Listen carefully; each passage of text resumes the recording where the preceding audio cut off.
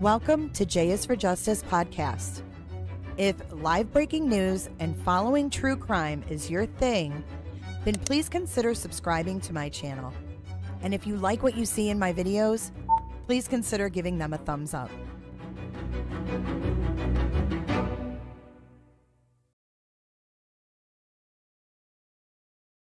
Welcome back, long time no see.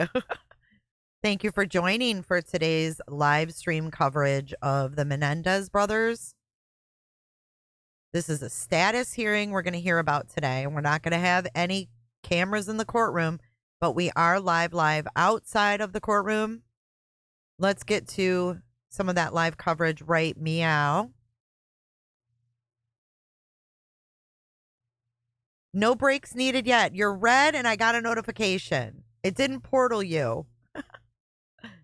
No break needed. We're good. This is a live chat reminder, and hit that like button. So we've got all these, see all this footage out here?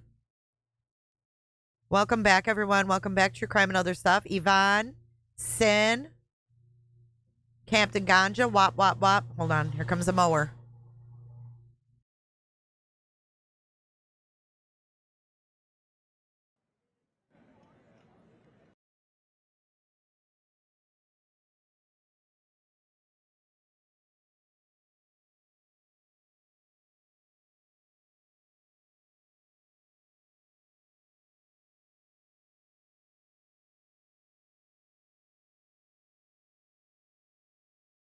Well, today we could find out what's next for the Menendez brothers in their fight to get out of prison. The brothers are due to appear for a hearing today. Eyewitness News reporter Monica de Anda live in Van Nuys with those details. Monica.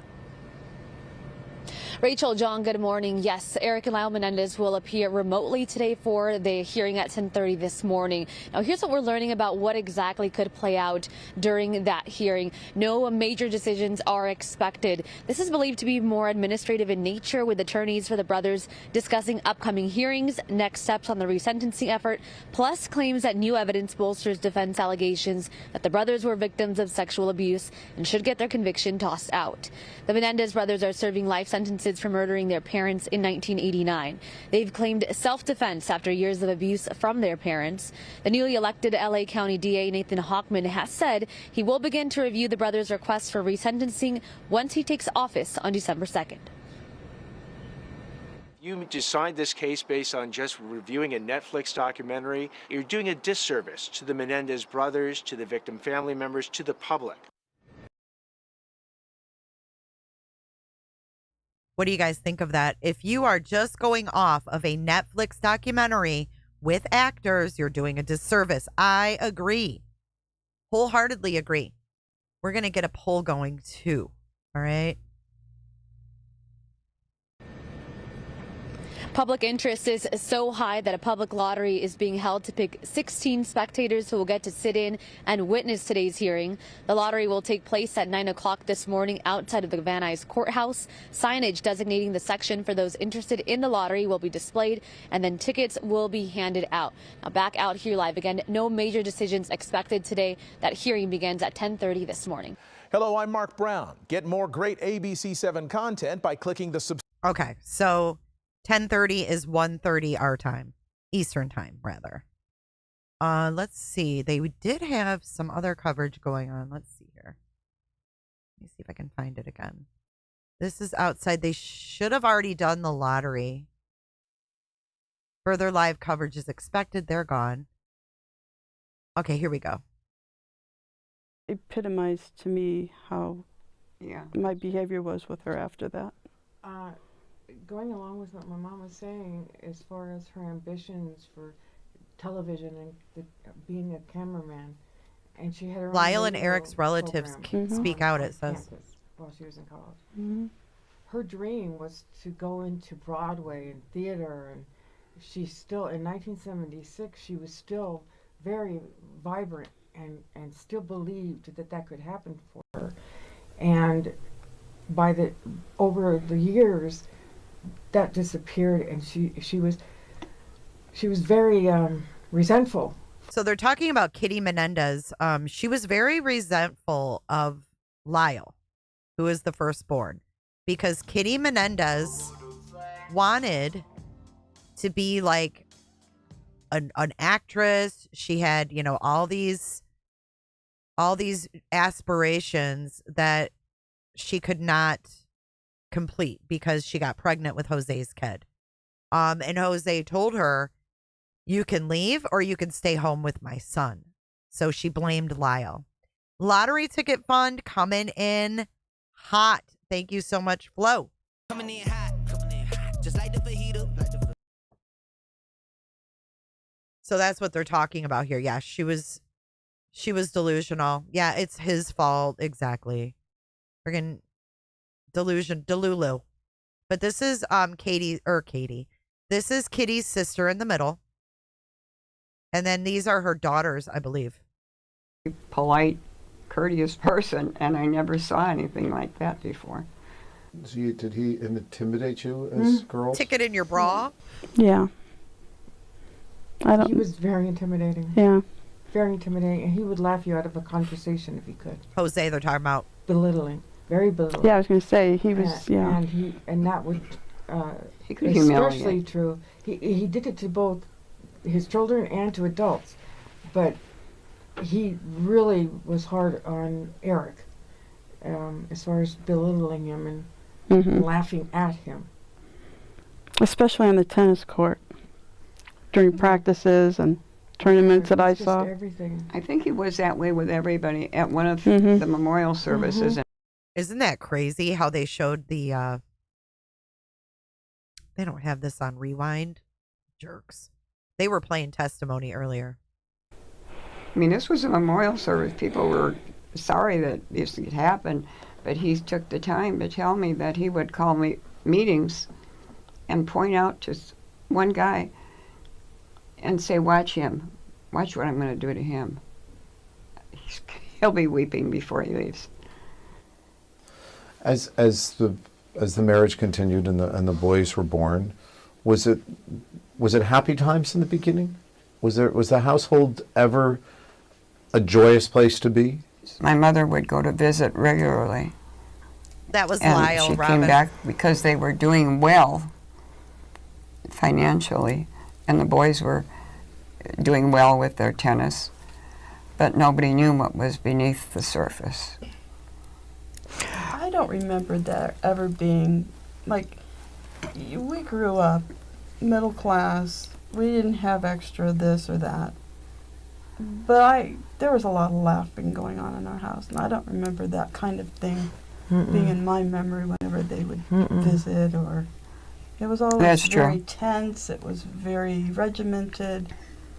It was much different than what I was used to, and always a sense that something was wrong. I always had that sense about them. You know, I've got myself and my sister-in-law and a former daughter-in-law. We all had the same experiences with that family. After Erik would have a tennis match, and they were staying at a local hotel in Scottsdale. And this is so identical, and telling it that Jose would go into the Erik always had his own room, and Jose would go into that room, and he'd be there at least an hour, and we would be waiting in the master suite, and Jose would come out finally, and he'd say, well, let's go to dinner. Erik doesn't feel like eating, or Erik isn't hungry. But I said that, and my sister-in-law told me that, and my former daughter-in-law told me the same story, and she thought it was unique to her. So I thought, this is... It was a rule. Whenever Jose was with one of his boys, especially Erik, you were not allowed to go onto that floor. Their bedrooms were upstairs, and then there was the main floor and then a basement. And if Jose was upstairs with Erik, no one, including Kitty, was allowed to go even up to the floor. That's messed up. We had to wait until Jose came back downstairs. And more often than not, he would say, Erik doesn't feel well right now, he'll come down later. How many times does a kid not feel well? Did something go through your mind at that point, that something was going on, or was just out of the realm of possibility? At the time, and I don't think that anybody did, we didn't question Jose. I began to, though, as I got older, and when they had moved to California, I had hoped that I could become close to Kitty again, because with them living on the East Coast, I didn't get to see them as often. So I would come over and visit once in a while, short visits, never anything like Diane did. And something was not right. And I had been in an abusive marriage. And some of the behaviors that were going on in that house were things that just raised red flags and made my stomach go into knots and just wasn't right. And an example, Karen. Tell me something that you've noticed. just like Diane said, after the meals, Erik would disappear up into his room, or he would go off with Jose, and they would just have these quiet talks that were very tense, and I would start to go that way, and Kitty would say, no, you need to leave them alone. And it would be just very awkward, and they'd come back, and Erik would just seem browbeat and sad. And I would try my damnedest to get Kitty and Erik to talk to me on all those visits, and they wouldn't say anything. Turned out that my gut instincts were correct, and I think that's, as like Mom said earlier, my whole intent in speaking out, all these years I just keep thinking, if I had pushed them a little harder, if I had asked the right question, or asked it in a different way, or asked it when Jose wasn't in the house, or, just what could I have done to have gotten them to speak up and tell me what was going on? And I don't know what I would have done, but I would have done something. And I feel so strongly about wanting people to pay attention. If they think something's going on, push it. And if you're wrong, you're wrong. But if you're right, you might save a situation like this.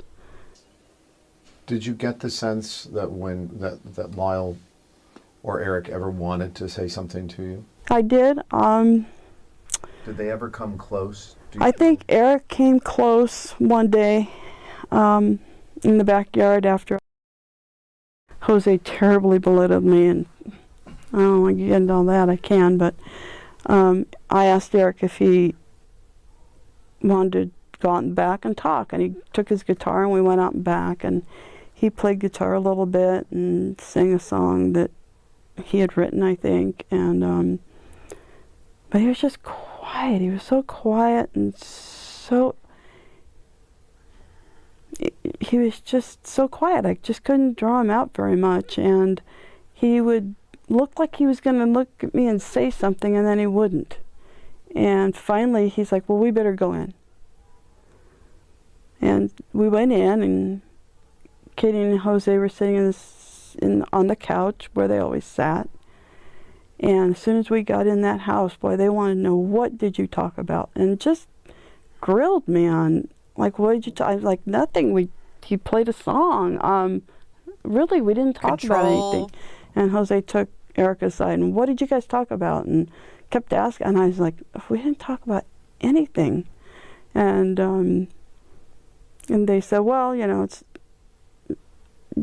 time for Erik to go to bed, and you need to go wrap it up. And what about Lyle and all of this? Lyle told me in 1976 that he and his dad had been touching each other.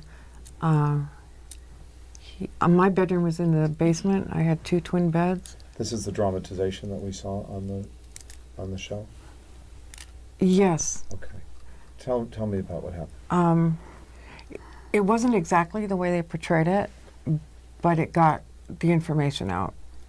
I had 2 twin beds in my bedroom downstairs in the basement. And he came downstairs one night towards the end of my stay, so it would have been like August. And he wanted to sleep on the other bed that I wasn't using because his dad and him had been touching each other down there. And he indicated his genital. And I went to get Kitty upstairs. And then she came directly back downstairs again, and he had already gotten in the bed in the meantime. And she took him by the arm and just took him right back upstairs and never said another word about it. He told you, showed you? Tell me again exactly what he had said to you. Do you think they could have gotten away? I'm not sure. Can I sleep in this bed? My dad and I have been touching each other down there. Oh, my God. And what was your... Well, I couldn't believe it, and then after Kitty reacted the way she did, I thought I was making more of it than it really was, and just to find out that I didn't understand it enough. She was gaslit. How bad it was. And I guess Lyle told his mom after that, he told her directly himself. And nothing was ever done. Although I do, from the trial, So this is when Lyle, this is the older one, the one that likes the 21-year-old now. He told her she's the one that got it to stop on Lyle at like 8 years old or whatever. She's the one that spoke up. But no one knew that this was happening to Erik as well later. So it didn't happen to Erik until it stopped with Lyle. So once he got called out on Lyle, he switched over to Erik. But this is the type of guy, Amy M., that you just can't call the police on. Jose was very powerful, very intimidating.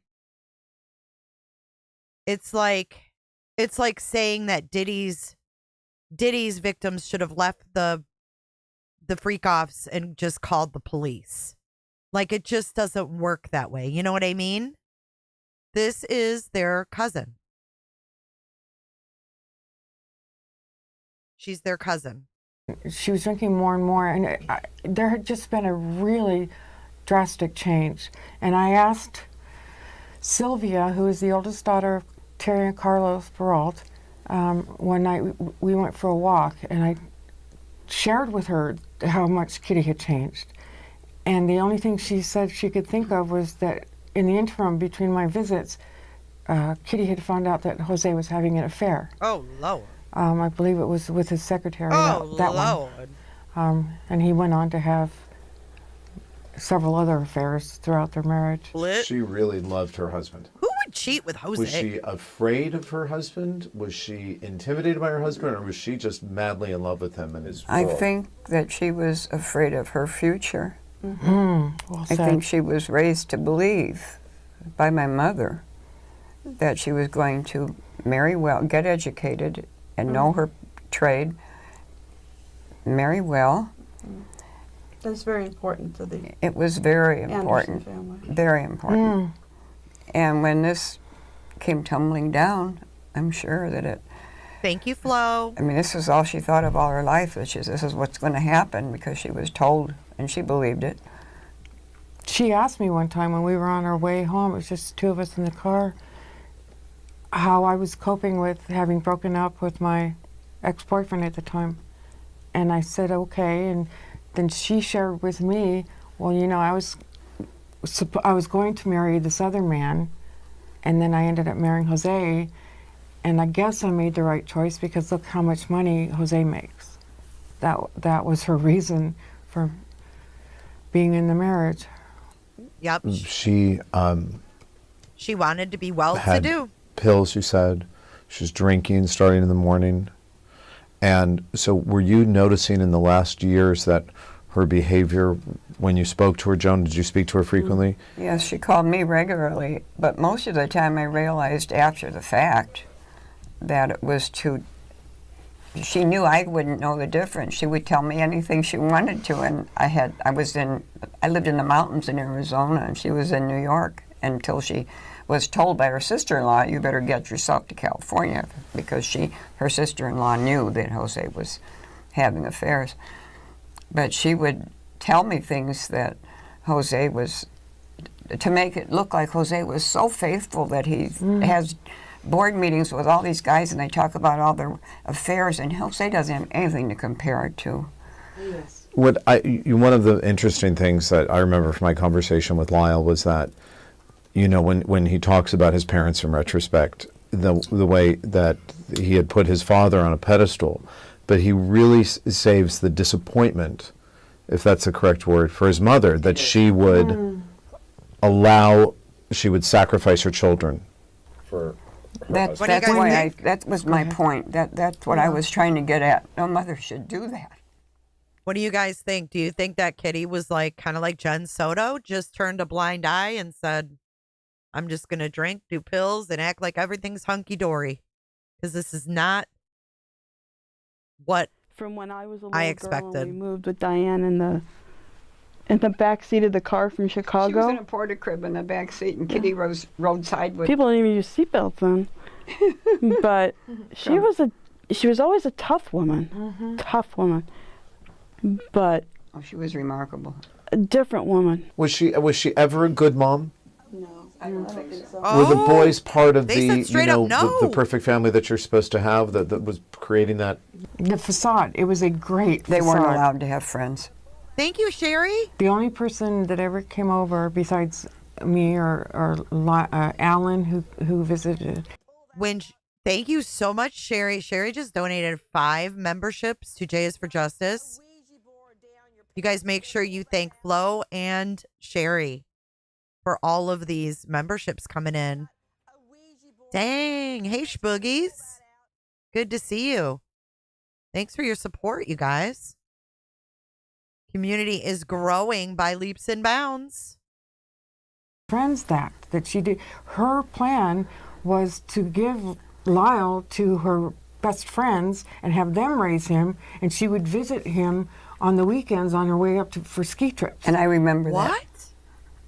That was her original plan. She told people that she didn't want her baby. But it was that Jose wanted children. Was that as well important because she went on to have another one? Right. Well, I guess you have your answer on why they murdered their mother. Wow. As really nothing short of a monster. I mean, how would you describe her? I mean, had she become, had something really taken over her and she had become this person that really had... I think Diane's describing how she would have these rages. Did she physically hit her children? I don't remember her doing it in front of me. I'm not saying it didn't happen, but there were so many things. Thank you, Tara. Over the years, I've kind of forgotten about some of the stuff. And some of that raging, when you do that to a young child, is just as bad as... But no one thought it was weird that she's like, oh, I'm just going to give my baby to someone else and let them raise it. No one thought, oh, we better check in and make sure things are going good. Like, if my sister said that, what? Kitty wanted to give Lyle to her in-laws when he was a baby. That is so weird. And they said she did abuse them. And then here you have her own family members going, nope, not a good mom. Not a good mom. She was the beauty queen, Kitty was. She wanted to be the famous actress. But then she ended up marrying this asshole. This is Kitty's own family. Wow. They talk like that to other people. That's a hard one for me. But I think at first, my first inclination is to say, no, I don't believe she did. Then I think, but how could I believe that she did all this other stuff and she let them be beaten and abused in other ways? So it's hard for my you jury's out, you know. You don't. At the I know same how I time- was raised, and my mother's daughter wouldn't think of doing something like that. But perhaps with as bad as things got in that household, it's hard to say it didn't happen. I don't know. I remember vividly that if Jose were not to be home that night, which is frequently, Thank that you, Yvonne. Lyle and Erik would argue over whose turn it was to sleep with Kitty that night. And it was, speaking of monsters, Jose's own sister, Marta, calls him a monster. She told me that shortly after he died. She said, I love my brother, but he was a monster. A I think it's hard for any of us who have children to believe that How could you do that? a woman would act, especially someone that's the same bloodline. Yeah. But when I put all these pieces together about how Well, that's what I was trying to say. how Grandma May, go back all the way to Grandma May, and that's my grandmother. I adored Grandma May, but boy, you had to have everything be just so, and you had to, you know, she was always like on me to marry for money, and Me too. and my first husband was Mexican, American Indian, and if it hadn't been for Jose having already been around, never would have been accepted by my grandfather. But my grandfather's quick to point out that even men like that could make a lot of money. So you had to have everything be a certain way.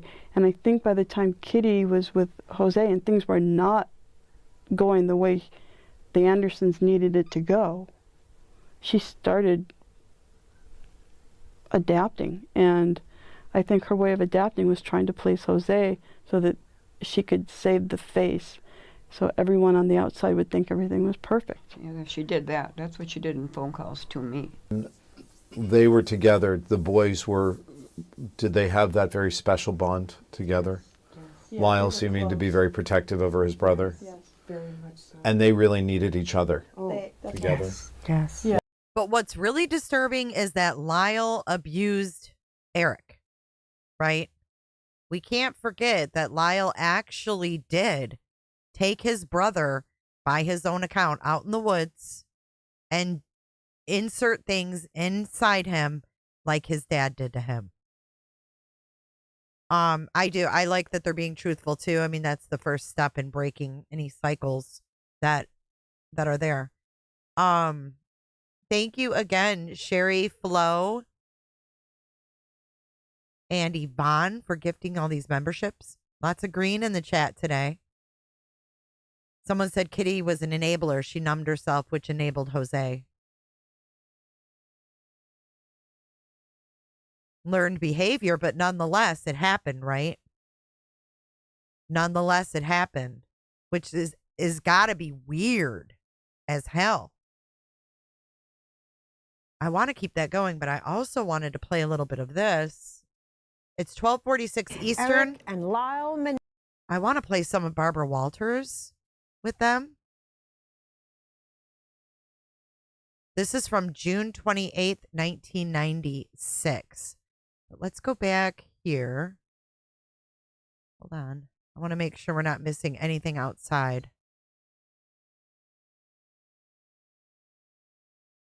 Hold on. I believe the Associated Press is starting at 1:30. We started earlier than I planned on today. Yeah, so the Associated Press isn't live yet. Very good, very good. Okay, let's go watch some of Barbara Walters' interview with the Menendez brothers. This is June 28th, 1996. And I don't think at this point they were housed. Well, I guess I'll let them tell you. I'm not sure. J is for Justice. Did they get counseling in jail? Apparently they did. How old were they when that happened in the woods? I don't think Erik said, or Lyle said. Young. I don't know the ages, though. I think he just said when they were kids, he took them out. I don't think they were teens or anything like that. I think Lyle was pretty little. I think Lyle was pretty little when that happened. We've got the square screen. Kicking it back to 1996. Again, Barbara Walters and the Menendez brothers.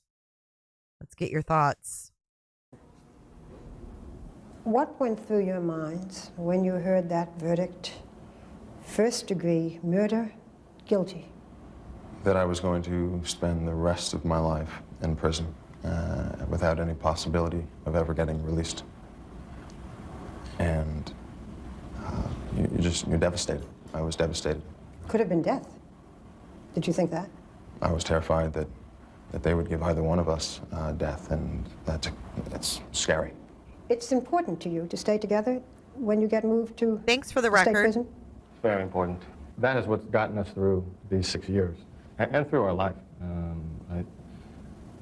The family that Erik and I grew up in. He looks we had so to be there for different. each other throughout. Now, granted, I know it's been 30 some years, but my God, does he look different than he does today? So was he allowed to wear a rug in jail? I'm confused because he's bald, right? Was he able to bring his rug to jail?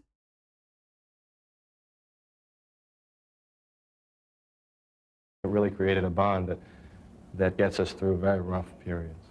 Some people might say, why should we put them together? I mean, look what they did. They should be punished as much as possible. Let's separate them. What do you say to that? You know people will say that, some. There's nothing to say to that. What we did, it was awful, and I wish I could go back. We will spend the rest of our life in prison, but if we're not put in the same prison, there's a good probability I will never see him again, and that. So this must have been before sentencing. Some things that you cannot take, and there's some things that you can endure. With everything taken away, it would be the last. It's the last thing you can take. Do you think the media has portrayed you fairly? Can you tell? I don't know if anyone can be portrayed fairly in the media, who they are. Well, let me say it. There are people, a great number of people, who think that you two are spoiled brats. That you a lot of people evil, still do. That you are monsters. What do you say to them? That's not who I am, but I can't defend that. Because I came from a family of wealth, it doesn't make me spoiled. I would be surprised if anybody that was present at that trial and saw the whole thing rather than snippets on the news would feel that. A jury found you both guilty. Right, but I don't think you aren't guilty because they found you spoiled. Or evil. Or evil. I'm just a normal kid. Oh, Erik, you're a normal kid who killed your parents. Yeah, I know. And you still say you're a normal kid? Why does he look I like... didn't have normal experiences, but I... Oh, Sin just bought 3 Coke Zeros. Thank you so much, Miss Sin. Keeping me hydrated over here. Cheers. Thank you so much. He looks like Beavis. You know Beavis and Butthead? Why does he look like Beavis here? I just don't know why he got to wear a rug in jail. Or was it just for the interview, maybe? Ooh, maybe that was part of the stipulation for the interview. This was after sentencing. But weren't they already separated or no? Maybe Miss Walters provided the rug. Just a normal kid. Oh, Erik, you're a normal kid who killed your parents. Yeah, I know. And you still say you're a normal kid? well, I didn't have normal experiences, but I am. I did that, and there's not a day that goes by that I don't think about what happened and wish that I could take that moment back or change what happened. But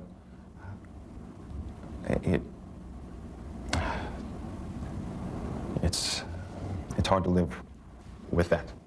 Do you feel remorse? Tremendous remorse. And I think...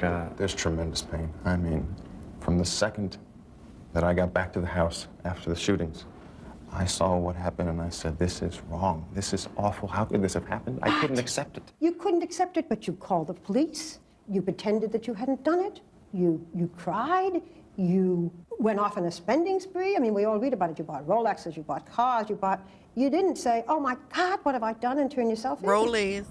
Well, that's not really what happened. Well, I sort of stuck it all together, but... Yeah, you did a good job at it.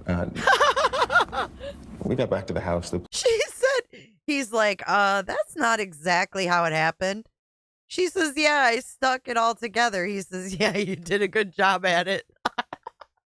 You bought Rolexes, you bought cars, you didn't say, oh my God, what have I done, and turn yourself in. Well, that's not really what happened. Well, I sort of stuck it all together, but... Yeah, you did a good job at it.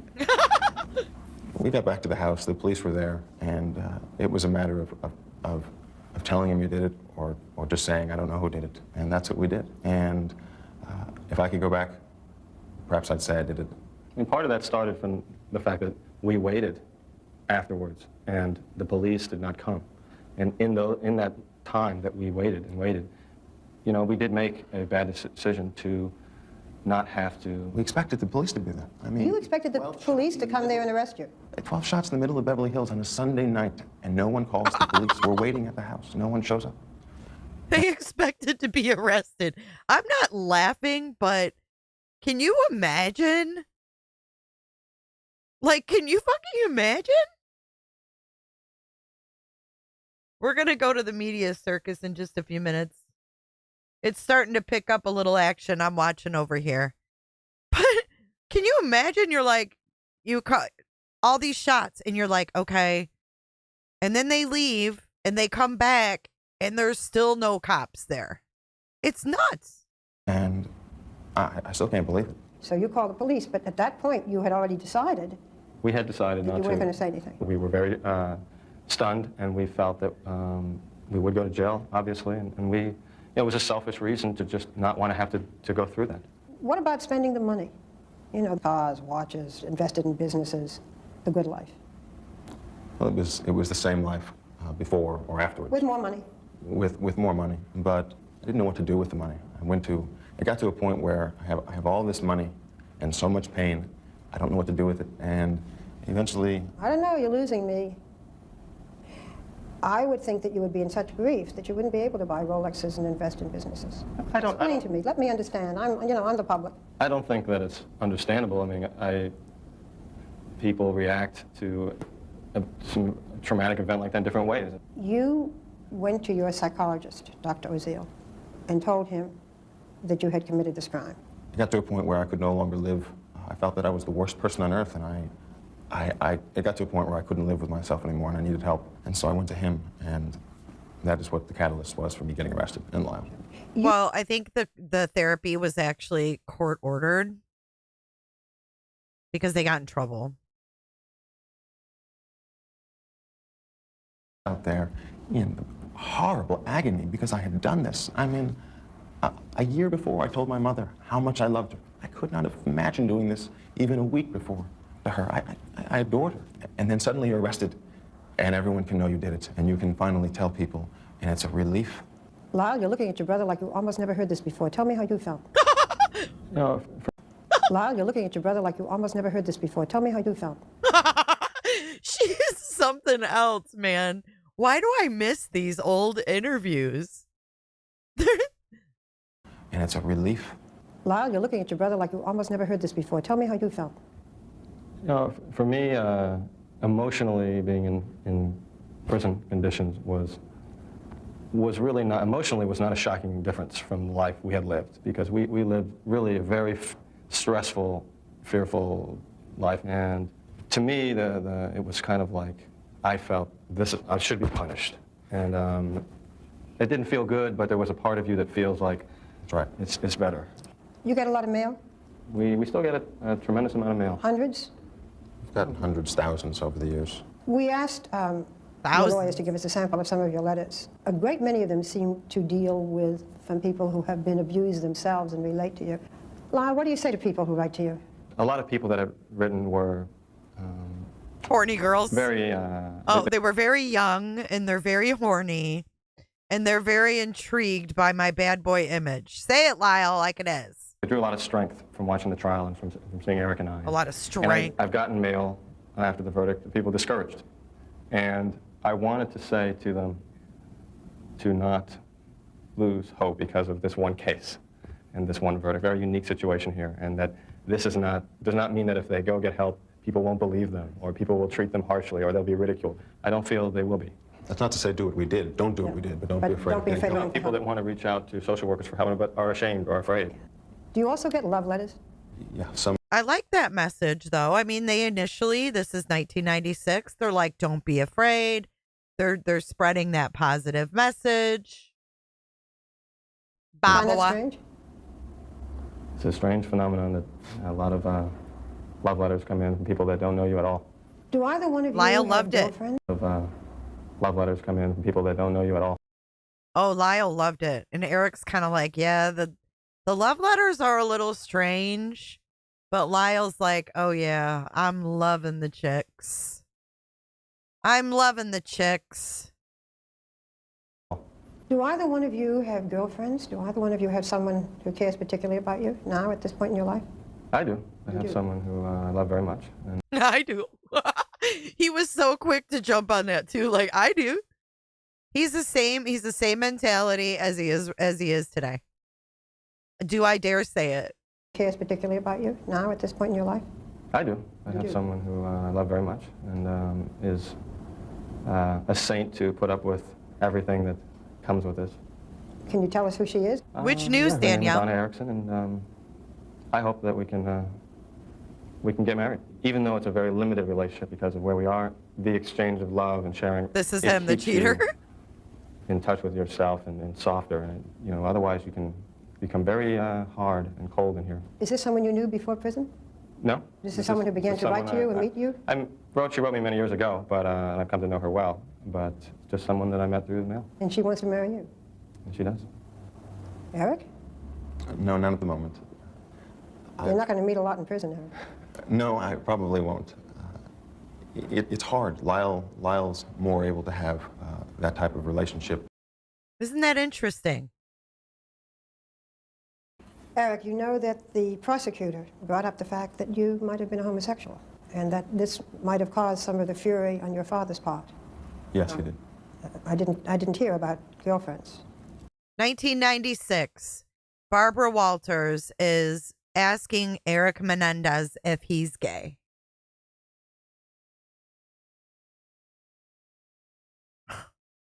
Isn't that crazy? I have this sped up. I'll slow this part down. This is a bird's eye view into how we've changed as a society. The prosecutor brought up the fact that you are gay.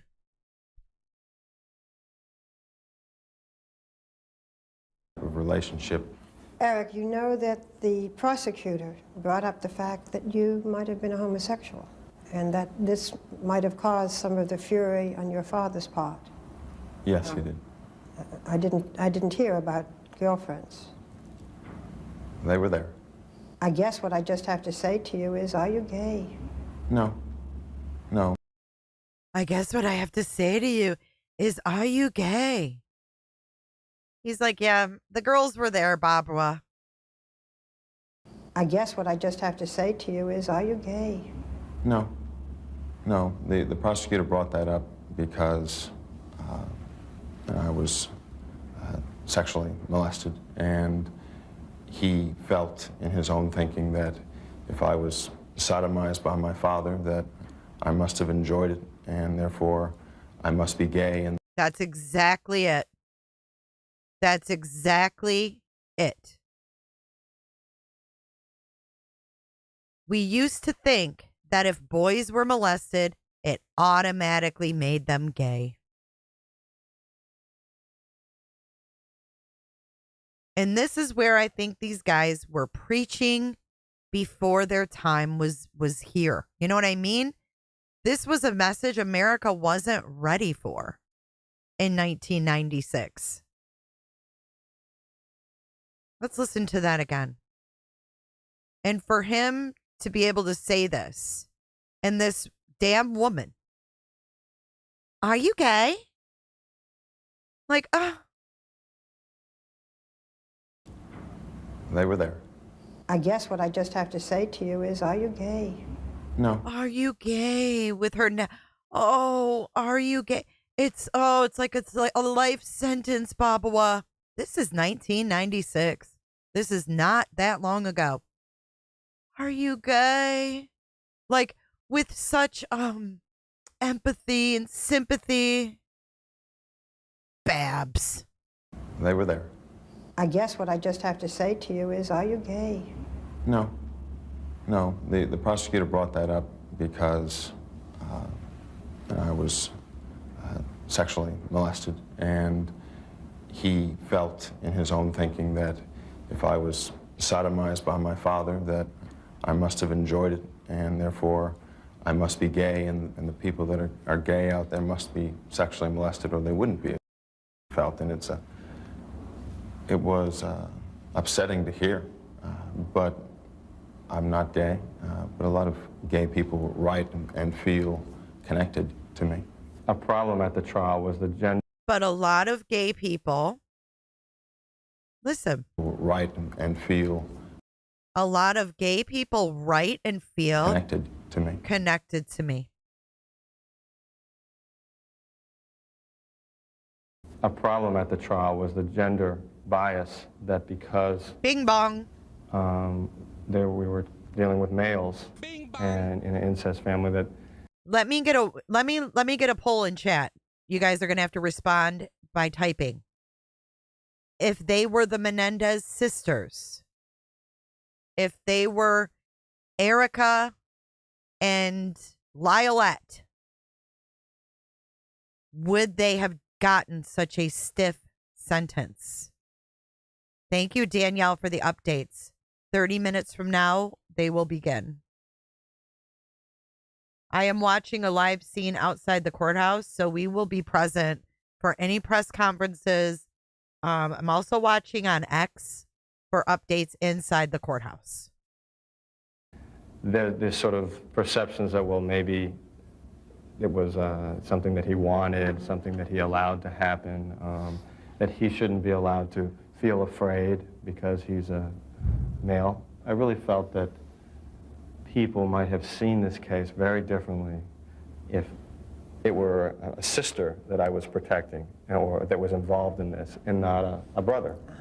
You know, this whole business of abuse excuse, that you were abused by your parents, sexually abused, emotionally abused. That's what they called it back then, too. The Menendez defense in the first trial was dubbed the abuse excuse. The abuse excuse. Everyday Sheep says if they were sisters, the first trial would have ended in manslaughter verdicts. I know, Miss Robin. I like Erik too, and I feel like he's kind of more emotionally mature than Lyle.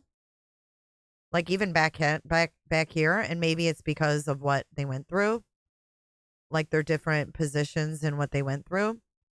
But it makes me sad. I don't want to see them lumped in if one is doing, something bad in prison and the other one isn't. I feel like, they should be looked at as total individuals. By this tough, unyielding father. But there are lots of people who are abused sexually in other ways and they don't kill their parents. And you've been ridiculed for this abuse excuse. What do you say about it? Abuse excuse is a word that Alan Dershowitz made up, not knowing anything about the case. To simplify it to its simplest degree, if a person is raped, man or woman, and she kills the man who raped her, is it an excuse that the reason she killed him is because she was raped? Of course not. I certainly never felt that what I did was justified or right. It was just a question of how wrong was it. That was a big misperception about this case, that it was about justification or excuse. And my brother and I essentially pled guilty. That was very hard for me to hear the ridicule about that, because I really felt that Erik and I, we could have gone to trial like most people and just sort of, we weren't there, it wasn't us, and had that trial. What do you mean, we could have gone to trial, we weren't there? Well, you could go to trial and just say that I was, you know, chipping golf balls at the time and I wasn't there. And Erik and I went to trial and said, we did this. There were tapes. Tapes became admissible because we said we did it. Lyle and I fought because he felt that telling the world that Dad was a sexual torturer was killing Dad twice, and he did not want to kill Dad twice. And I have some updates on what's going on. The hearing is supposed to last only 10 or 15 minutes. The media circus may take much longer. There's also conflicting reports being put out. CNN says it's a habeas hearing, and LAT is saying habeas hearing. And then another news reporter is saying resentencing, but it looks like it's going to be like housekeeping, if you will. There's another hearing that's already scheduled for December 11th, and they're thinking that they're going to push that one back. And yes, Danielle, thank you for the updates. And the new DA takes in office December 2nd. he fought, and he said, I don't want to go up there, I'm not going to take the stand, I'm not going to do it. And then when he did, there was a great outpouring, but there was also people laughing at him, and it was strange. Erik, you were able to tell your psychologist that you had killed your parents, but you were not able to tell your psychologist that your father had abused you? Unless you've been molested, you can't realize how hard it is to tell. Because of shame? Because of shame. The story continues now, the scene being set for murder. Describe your relationship with your father. What words come into your mind? Brutal. Painful. Torturous. And yet I thought that he was the most powerful and brilliant person I had ever met. I was his firstborn son. That was very important to him. Oh, there's not even my bond with him. No phones allowed. Check this out. Robert Rand, you know who Robert Rand is. He's an author. He's, oh my God, I can't with Nick. Open your eyes. Oh, we're getting subliminals. Okay, let's go. Rob Rand. He's about to give up his phone. Look, waiting to go into the Menendez hearing. This was 5 minutes ago. We are about to give up our phones. So there's not even going to be any tweeting. No, there won't be a new trial. Okay, so the current DA has recommended resentencing, which would make them like already time served, right? So no new trial. No new trial. Hey, Ember. Get your chores done. Yeah, the resentencing will be scheduled later. We don't really know what order. That's why they're having this housekeeping, if you will, today. So there's not going to be any no phones in the courtroom. Thank you, One-Eyed Flo. So we have to wait until after to find out what went on. The brothers are expected to appear remotely, so they're not going to be there in person. But outside the courthouse, The media is just waiting. People are sitting around. There's really nothing going on. So we're going to continue to follow Rob Rand. This hearing is only expected to be about 10 or 15 minutes. So we should have someone coming out, someone, you know, when they get their phones back, letting us know what happened in the hearing. So we'll go back to Babawa until we get more updates.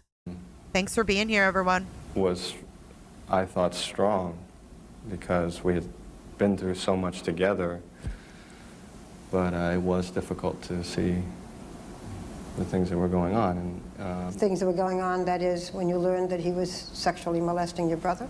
He had sexually molested me before I was a teenager, and it was a much different experience than Erik's. Because you were little? Because I was little, I guess. You know, there are some questions that everybody asks, like, why didn't you run away? I wish that I could have.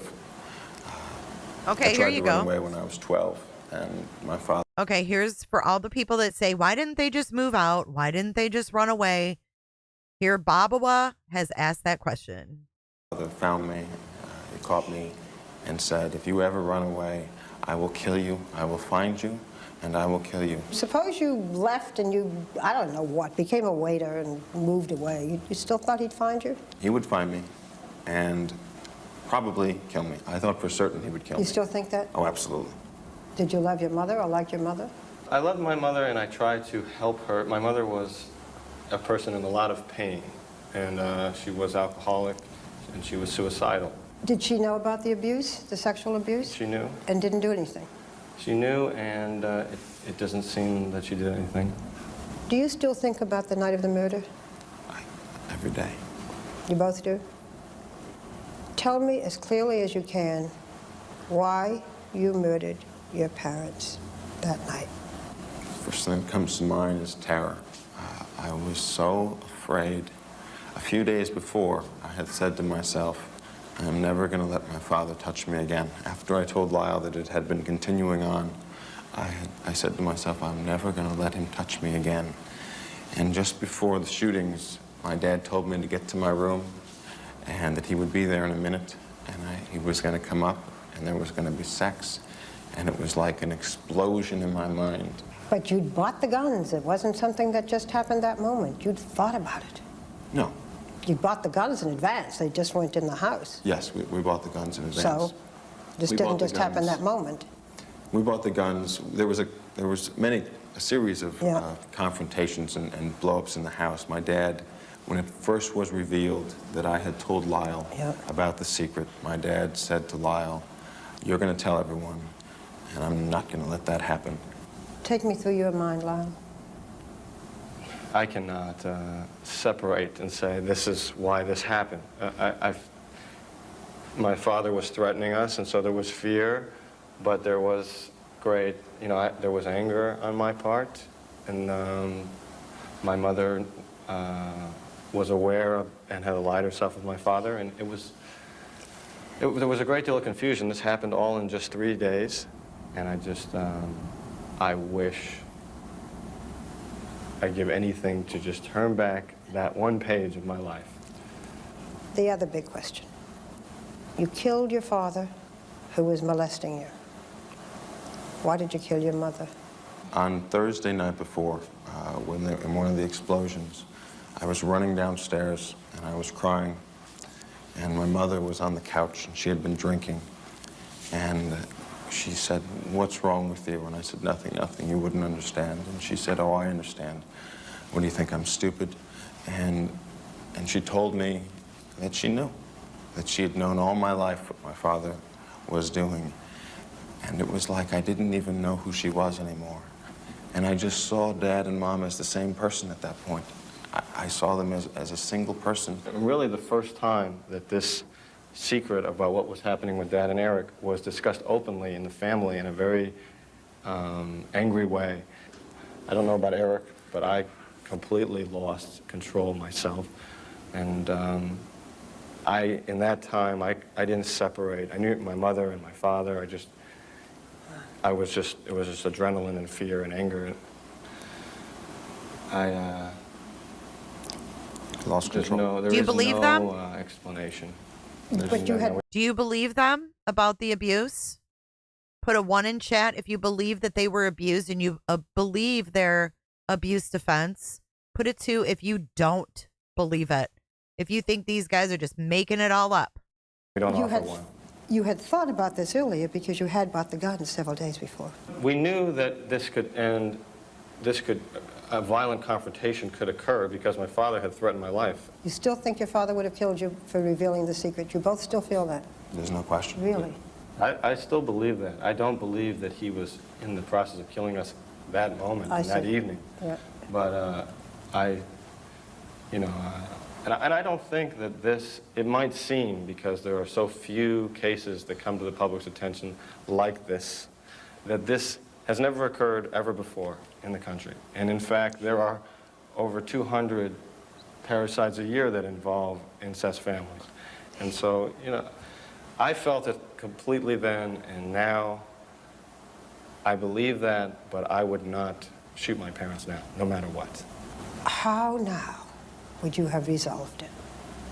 Now, what, almost 7 years later? What do you think you should have done? I would have never told. I got Lyle into this. I went to him and I said, Lyle, I can't live anymore with what's going on, and got him involved. He was way to go. They had bought him a condominium. He was going to Princeton. He had all the money. So it's your fault for... Okay, so you hear this? They bought him a condominium. He was going to Princeton. Lyle was getting the fuck out of Dodge. Ooh, Amy C. says, yes, they unalived their parents. But my question is, would they be here today if they had not done this? That brings me to my next chat poll. Get your fingers ready. We're going to change the numbers up. Put a 7. If you believe that Jose would have ultimately unalived these boys if they came forward. Put a 8 if you don't think Jose would have harmed them if they came forward. 7, their life was in danger from Jose.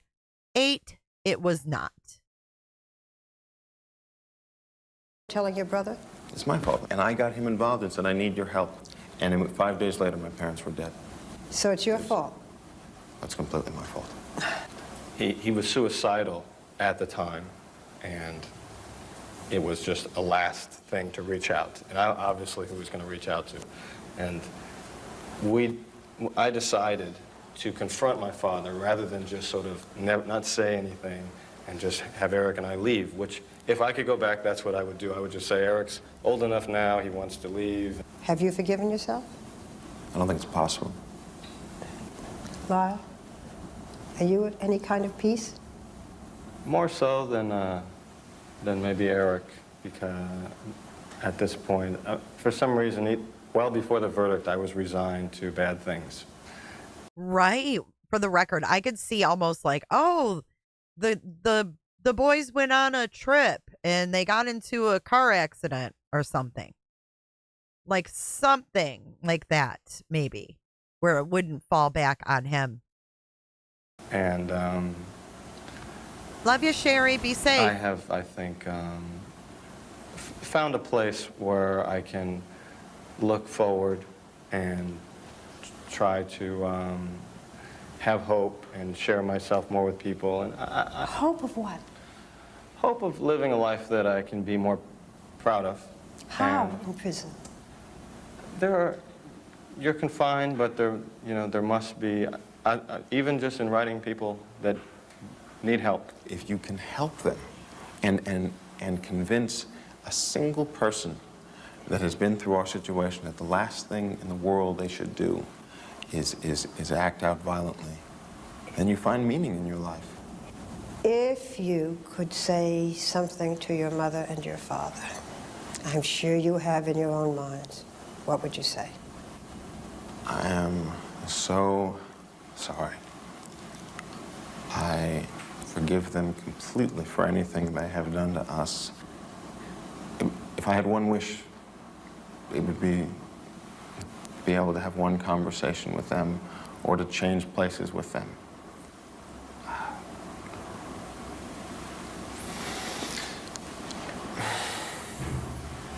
But think about it. If they came out and they went to the police, or if this was able to even go to that level, other people such as Roy from Menudo and whoever else, maybe was affected by Jose. One other thing I wanted to bring up is a neighbor had said in an interview as well that one time they were at the Menendez house and Jose put porn on the TV and thought everybody wanted to watch it. And they were like, no. Can't remember what kind it was. Not sure I want to know, but anyway. I hope someday that I can be with them and have some sort of conversation about what happened. It is one of the awful things is that we couldn't communicate that weekend, and I can't. And just that I love them, and that I believe, despite everything that happened, that they really loved us, and that things just went awry. Our interview is over. Deputies now arrive to take Erik and Lyle Menendez back to the cell blocks. They were handcuffed and chained for the long walk back. Their legs had been shackled throughout the interview. This had been one of their infrequent opportunities to see one another in jail. The guards would now So they were separated. They got to see each other for this interview. take each of them to their separate cells and to the certainty of the rest of their lives in prison.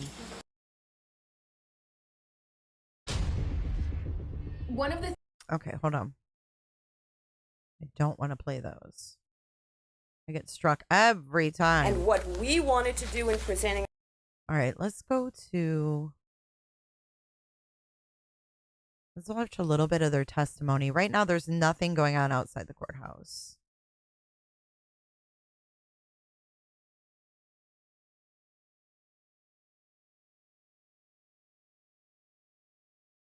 This is live look outside the courthouse right now.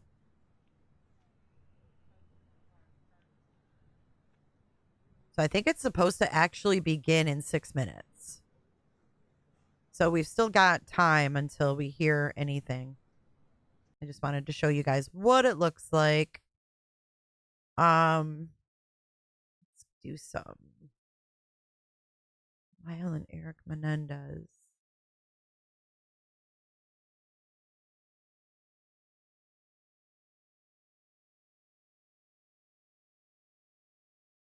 La la la la la. You don't hold a count. Brooke, thank you for subscribing today. Trying to get some of their old testimony up here. Let's just go to Court TV.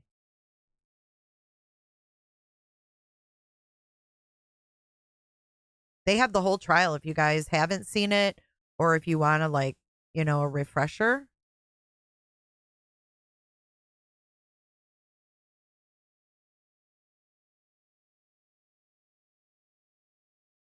Oh, Lord. His wife recalls how they fell in love. That's Erik's wife, though.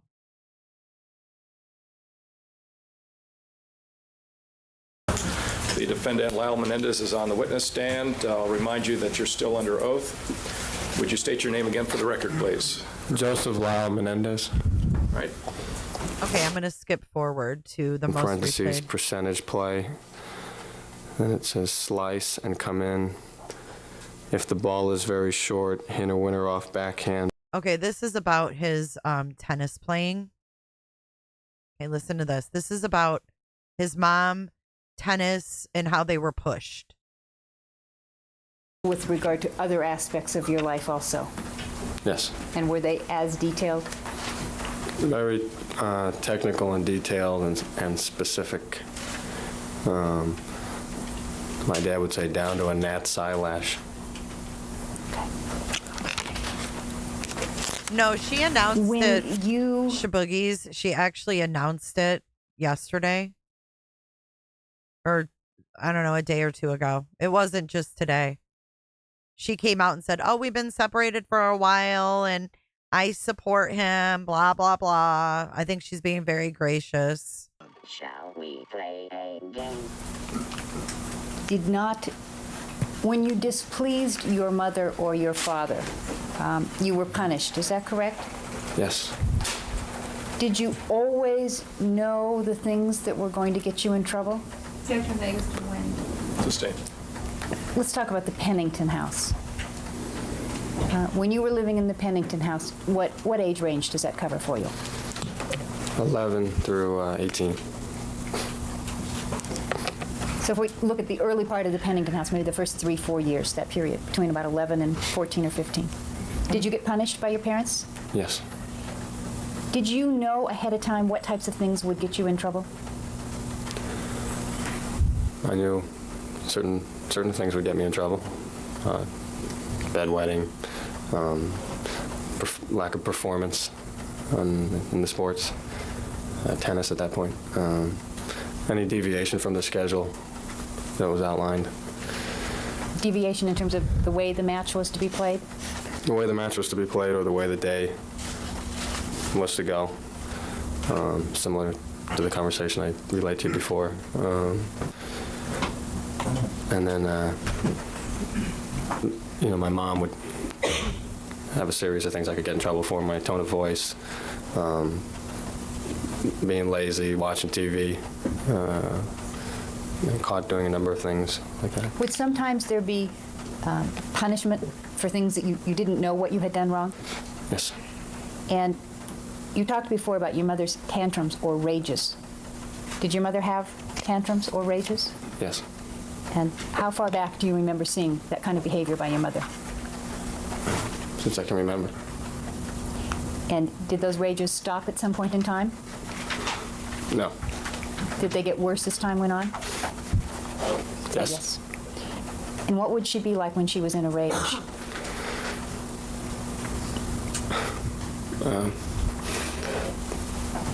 She would just be completely out of control, screaming, grabbing things off counters and shelves, breaking them, throwing things around the house. Sometimes come after you, sometimes run away. Just a complete explosion. What did she look like when she was in these rages?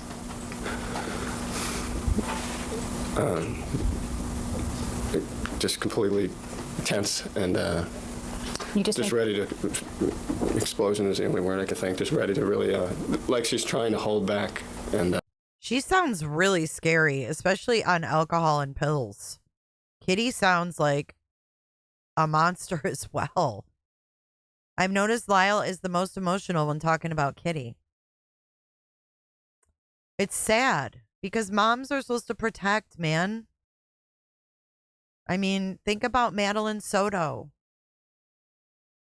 And when they murdered their parents, they were 18 and 21. So Erik was 18, Lyle was 21. That's what I'm wondering, Muir. Why weren't they leaked in September? But the only thing is, he talked to her under an alias. So did someone know he had an alias? I don't know how that could have, the connection could have happened if he was under an alias. She wouldn't have known who he was. If that's true. Thank you, 9mm. Yeah, as a mom, it hurts. I don't understand it. I don't either, spoogies. Oh, I always watch lives on my TV, Miss Robin. Isn't it amazing? Welcome to the world of YouTube on TV. It's great. it's not able. You keep making a gripping motion with your fists. Yeah, she would use her fists against you, and her veins would bulge out, and her face would clench, and her arms would flail, and she would just be out of control, and she'd be running around, and you'd just be either hiding or I just stood there and not move. Sometimes Erik would run out of the room. Would she say things when she was in these rages? In the Muncie house when she would go into these rages. Do you remember the things she would say? Yes. What would she say? She would say that you're a bastard, you ruined her life, you're ungrateful. How can you use that tone of voice with me and clean up after you all day? Wait till your dad gets home. I'm going to tell him how lazy you've been today. You're a terrible boy. Would she use that tone of voice? No. Would she speak louder than that? She speak louder, and my mother cursed a lot. Was it frightening? It was terrifying, and it was confusing. Why was it confusing?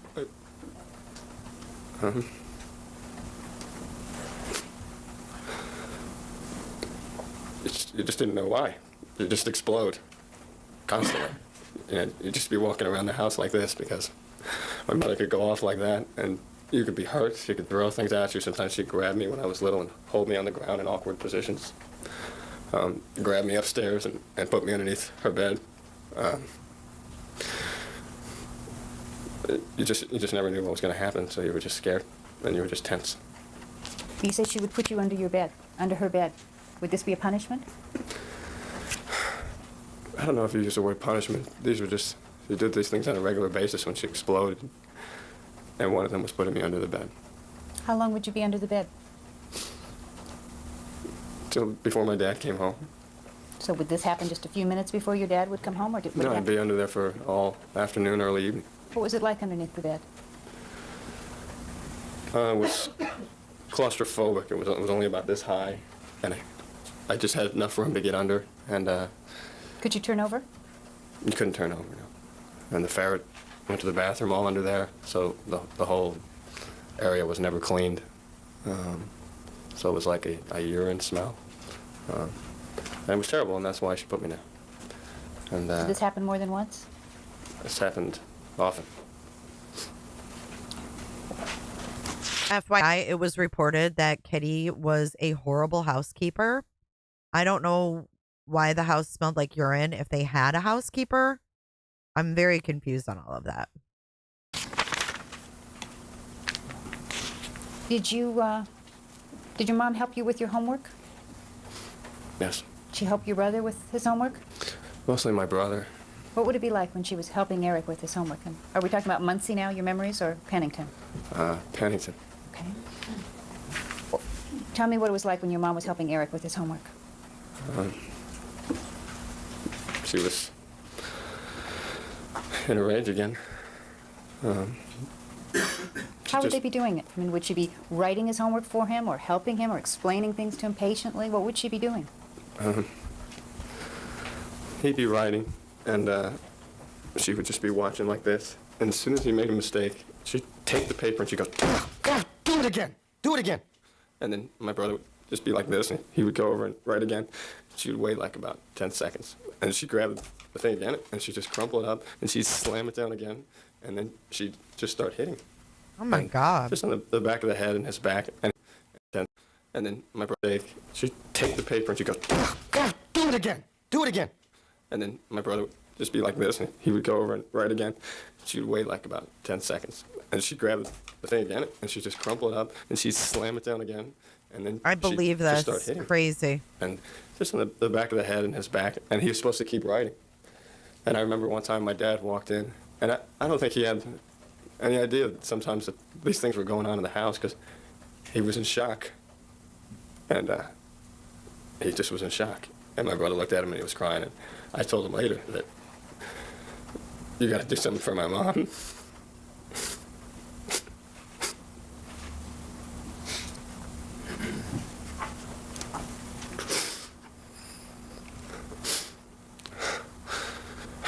Because she was out of control.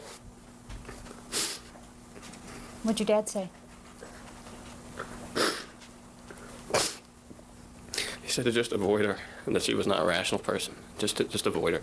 I don't know if you guys can tell, but I have this sped up 1.25, but you can't fake okay, so people can fake like they're crying and stuff, but when you see the nose get red and there's actual like snot, I hate saying it, but snot coming out of their nose, I don't know how you fake that kind of emotion. Like, to me, that's real. And then when they show Erik, he's literally so emotional, his veins are popping out of his neck and his forehead. And that's what I did. I don't know, Susie. What are the chances that Diddy went all these years with his freak offs and no one knew? No one knew. No one said anything. No one said a damn thing. These people were secluded. They didn't have a bunch of friends. They didn't hang with neighbors very often. They weren't like social butterfly families. They were very closed, and that came out in the trial. You ever time Erik when he was doing his homework? Well, the question was ever. Oh, I'm sorry. Yes.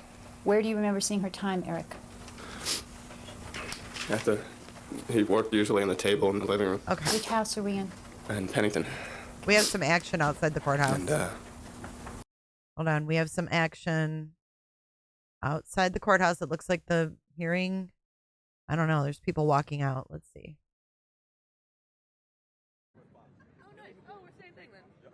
There's way more action than there was about 5-10 minutes ago. Even just a couple minutes ago, there was like nobody out there. See, people are starting to come out. I'm sure that they will talk out here. I mean, all the media is set up out here.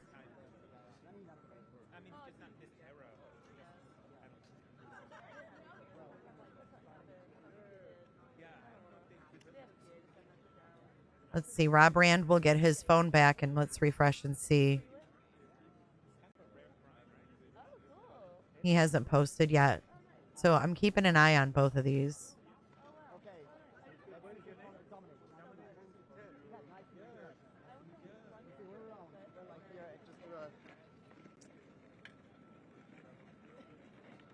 Yeah, they were totally isolated. Mermaiden. And you know what? A cousin did say something when it was happening to Lyle, and it stopped. So there was family that knew. And back then, you didn't talk about it. I mean, there's people nowadays that don't talk about it. There's people now that still keep it all secret. So, I don't know.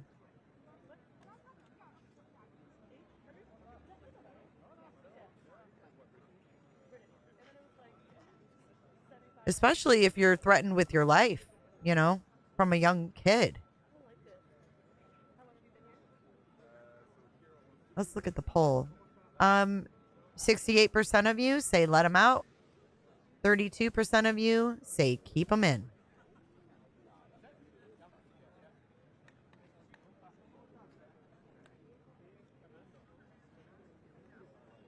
I know. I love Robert Rand. I have so much respect for that man. He's getting so old, Muir. I was so sad to see how old he was. These 90s cases are so fascinating. Mark Geragos, seeing him.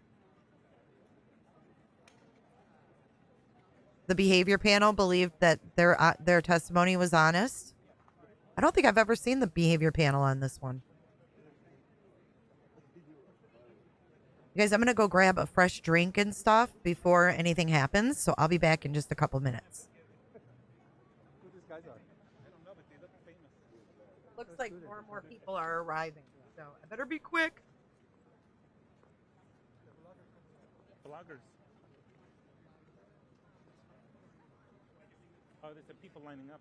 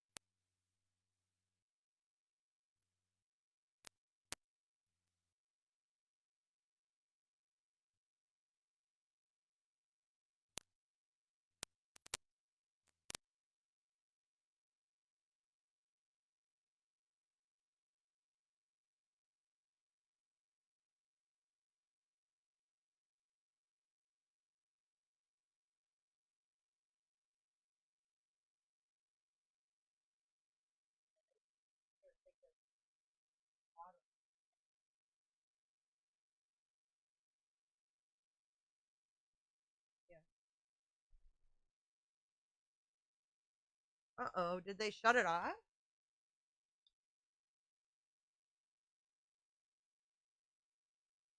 Well, what the heck? We'll have to go to a different stream. For some reason, my chat is not moving right now.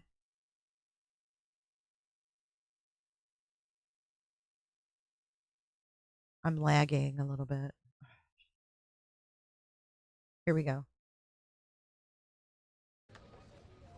Here we go. Hey, Audra. Hold on, let me fix this. I am lagging big time.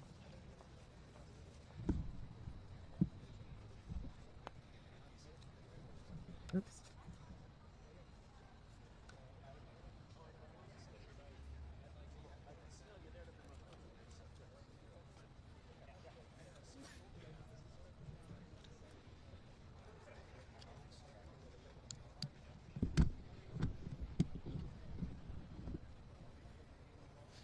Audra, I hope you're doing good. It's been a minute.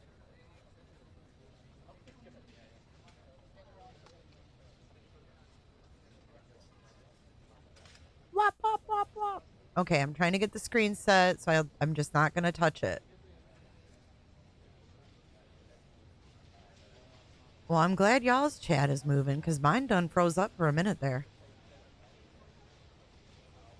All right, let's see. I'm getting some news breaks.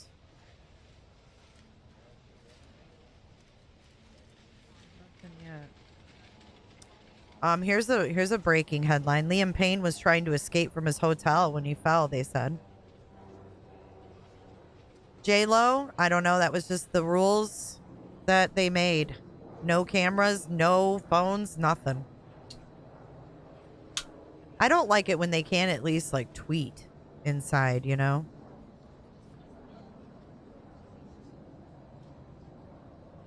Well, Danielle, I'm glad everything got expunged for you, honey.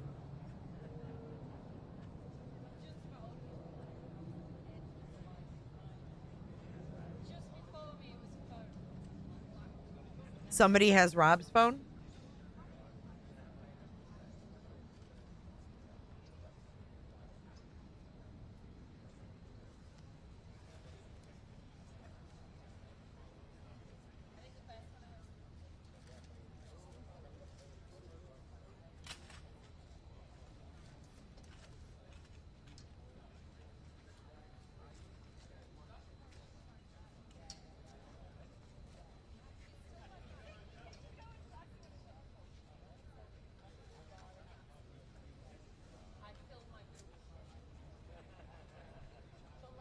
That's what I'm wondering. J-Lo, what was he escaping from? Let me click on the article. I'll read it to y'all.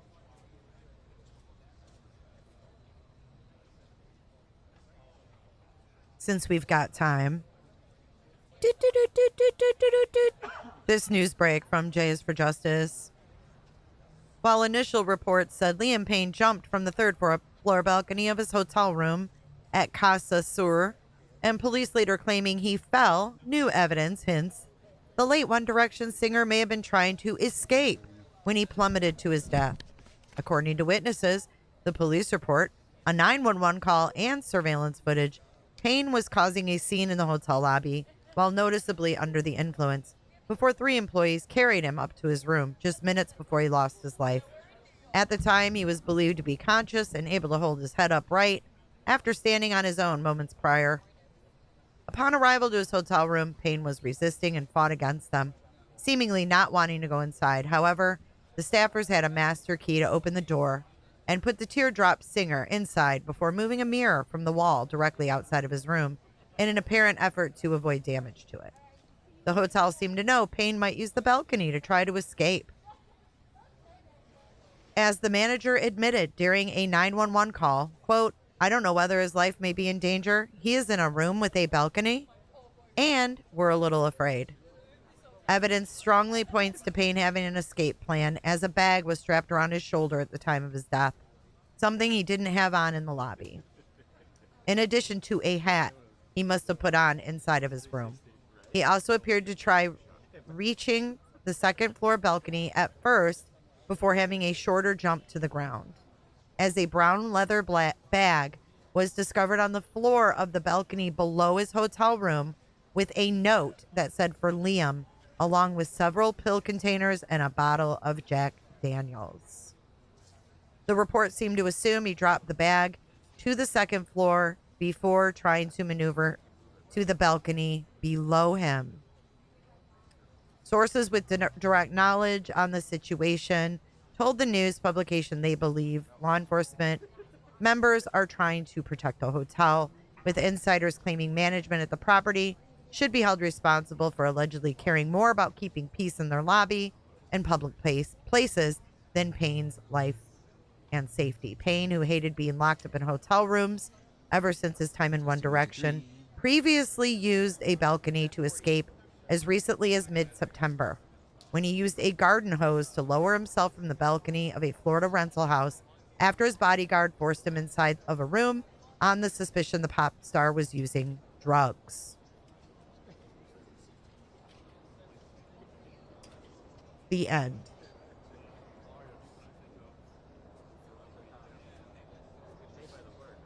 Yeah, he was probably hallucinating, psychotic, paranoid. I don't know. Is that the pink cocaine? Is that what he was doing? The pink stuff? Cocaine, cocaine, cocaine, cocaine, cocaine. It's cocaine. It's cocaine. You know, I don't know.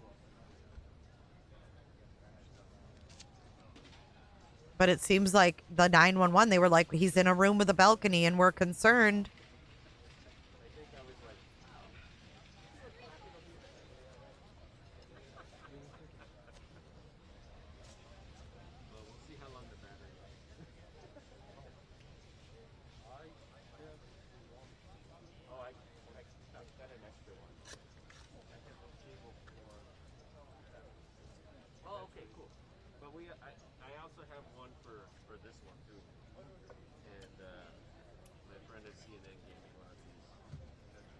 Well, I think he was running because they were trying to boot him out, right? They wanted him to stay in the hotel room, and he was in the lobby causing a ruckus or something. Hey, Chris. Good morning. Or good afternoon now.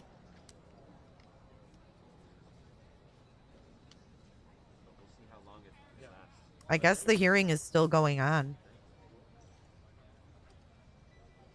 There was some peeps out there, but now it seems like it's just people doing their normal business. Yeah, I also can, just in case. Spare battery for live view and this. Let's go watch some more of the Menendez. Are you live for the whole thing? No. No? Waiting for noon. After that, maybe press. Because they... Hold on, I'm listening. You're live. Yeah, they had me just for a bump shot for like the whole thing.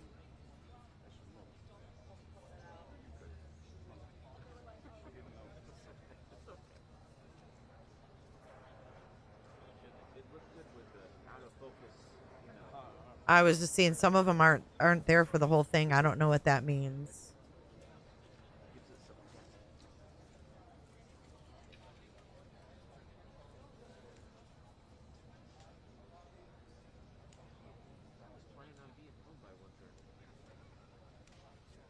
Did you hear that guy? I was planning on being home by 1:30. She just... How'd that work out for you today, buddy? You're covering Menendez. You're not going to be home by 1:30. Actually, it's only, 10:50 there, so.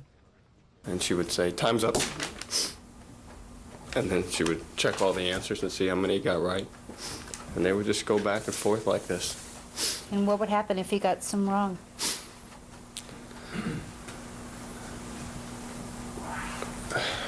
I don't remember. I tried not to be in the room when these things happen. This happened once or more than once? This happened every day that he had school. She helped Erik with his homework more than she helped you with your homework, I take it. My dad didn't want her wasting time helping me with my homework. He just told her to do it. and then I go play tennis and practice and train or do my running or whatever. So did she do your homework? Yes. How did you feel about what was happening to your brother when you would watch her working with him? I felt helpless and like I wanted my dad to do something. And sorry for him.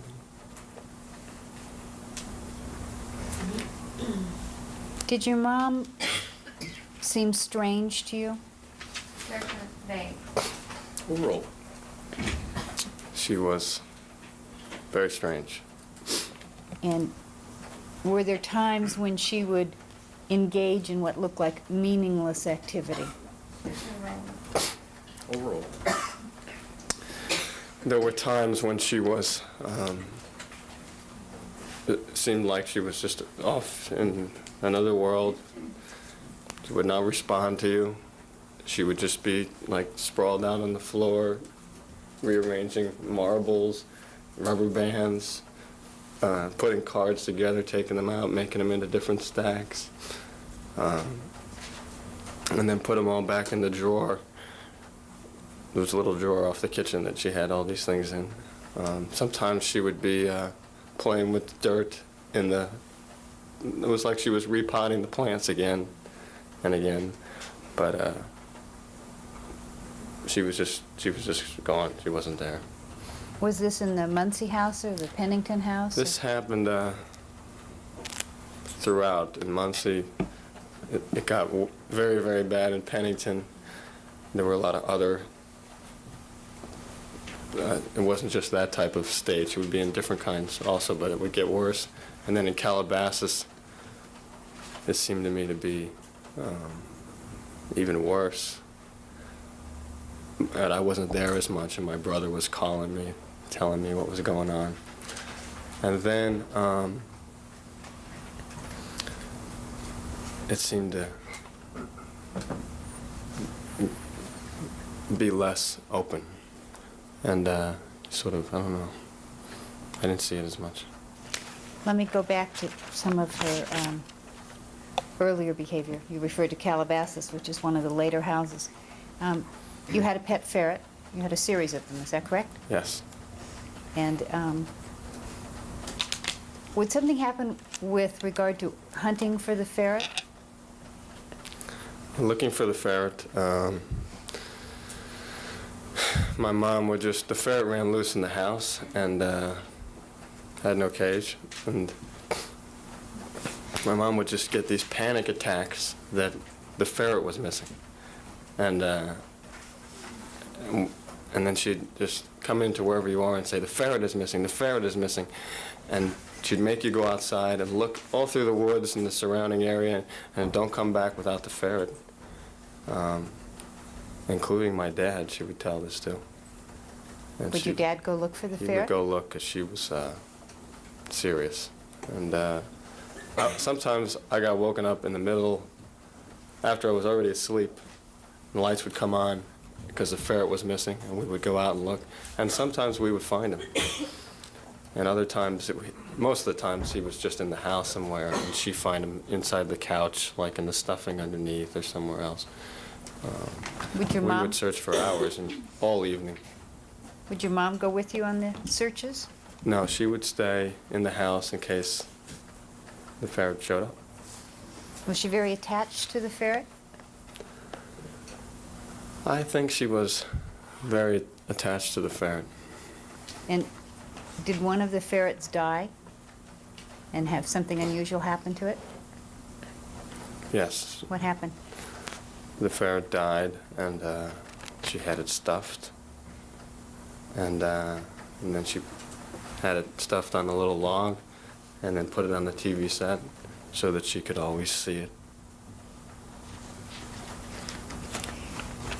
Did your mother ever do anything violent to you in these rages? Yes. Can you tell me? Lots of violent things. What are the earlier violent things you remember?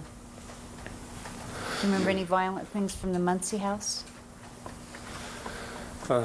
Just beating me with her hands and kicking me on the ground, dragging me by the hair down to my room, which my dad did sometimes that way also. And she would just throw me in the room, and she was much bigger than me, and she just would kick me on the ground. When she was having these rages, I would just defend myself until she left. And then in Pennington, she'd throw things at you. One time, she chased me around the house with one of the kitchen knives and didn't actually get me. But what would happen when you were thrown in your room? Would you be in your room for a long period of time? Thrown in my room in Muncie? Yes. I would be in my room for all day, and then, which was part of the problem because I was supposed to have a schedule, and if my mom punished me and put me in the room, then I couldn't keep the schedule. So my dad would come home and be furious. What would you do about food when you were in the room? Would she bring you food? I don't remember. She may have. What did you do when you had to go to the bathroom? I went to the bathroom in the room. Oh my God. Either out the window, and she gave me like a This is like Boy in the Box. Tupperware. It was more like one of those hospital vomiting things. I kept it under the bed. And that's what I used if I need to go to the bathroom.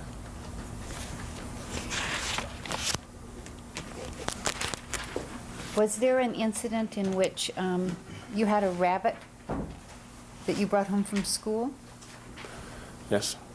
How old were you? It was the end of second grade. I don't know, maybe 7. End of second grade? And did you bring the rabbit home? Yeah, they gave away all the animals at the end of the year, and I managed to be able to get the rabbit. So they gave it to me in a box. Oh and my I brought God. it home. And I put it with.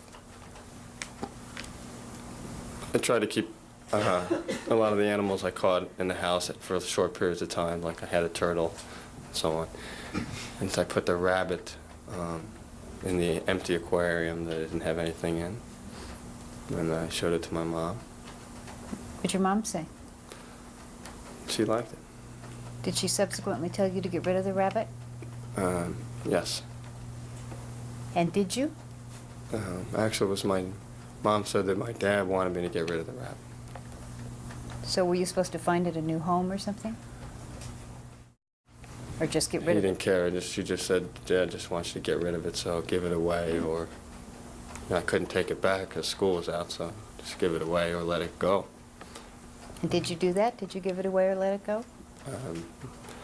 No. And sometime later, did something happen to the rabbit? Yes. How much later after you were told to get rid of the rabbit? A couple of days. I was basically hoping that they would change their mind with the rabbit, and then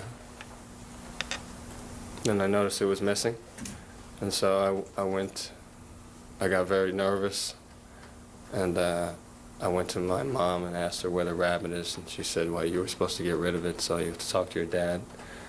And I went into my dad, and he wouldn't answer me, and so I started to get very upset and basically say, Dad, tell me where the rabbit is. And I thought he'd let it go, and he told me that I was supposed to get rid of it and that it was in the garbage. Did you go check the garbage? Yes.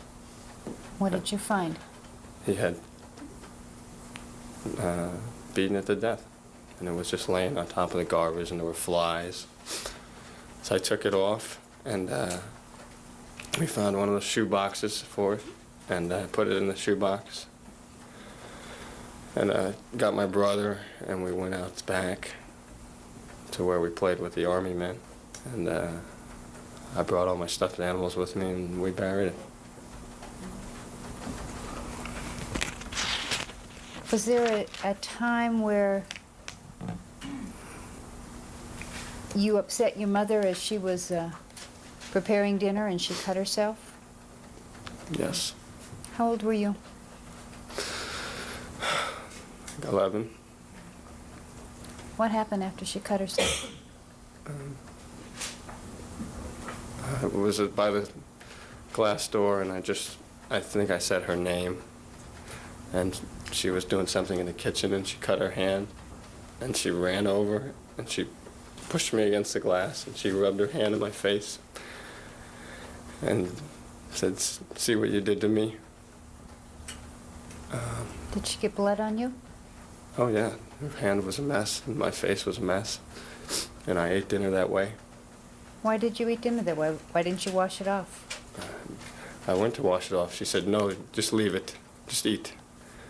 And I thought I was going to have to go to school like that, but by the end of the evening, she let me wash it off. Was your dad home? No, these things wouldn't happen if my dad was home. Did you get sent to summer camp for sports when you were little? A couple times. Did you like going? I hated going to summer camp. Why? I miss my brother. I just was not used to being away from home. I was not used to other people. And suddenly I was with all these other boys and adults, and I didn't want to be there. How old were you when you were sent to summer camp? I went once when I was, I think, 8 or 9, about 8 or 9, to a soccer camp, and then I went to a tennis camp, the Ron Holmberg camp, for just a couple days. When you went to soccer camp, were you homesick? Very homesick, and so were all the other kids. Did you call home? We called home on the, this was a soccer camp where every minute was allotted for, and we had specific, like, half hour where we could call home, and I always called home. And what would you say to your parents when you called home? I would cry and tell them I don't want to be there, and tell Dad to come get me. I always talk to my mom, and she would tell me that I was there and I was staying. And I want to know. It's time for a chat poll. We're still waiting. Nothing is going on at the courthouse. I'm keeping my eye on it. I am watching it for y'all. We're going to continue watching this, but I want to know, poll chat, do you believe Lyle's claims of abuse by his mother? Put a 1 if you believe him. Put a 2 if you do not buy it. got to be like the end of the week, and then Mom told me I was staying another week, and I guess they paid week by week, and so I really told her that I didn't want to be there and I wanted to come home. And police put Dad on the phone, and I'll tell him why and so on. She told me to stop crying. Dad doesn't want to come to the phone, and so I had one argument with her about it, hysterical, and then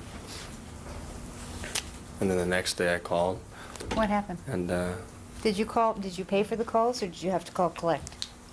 I didn't have any money. I had to call collect. What happened when you called? She didn't accept the call. Could you hear her voice? Yes. Could hear her refuse to accept your call? Yes. And did you try and call her again? Yeah, I called every day. Did she ever accept the call? Never. How'd that make you feel? Wow, a few of you really drive a hard bargain. I'm surprised to see so many twos. I mean, there's not a lot of them, but I'm surprised at the ones I do see. Damn.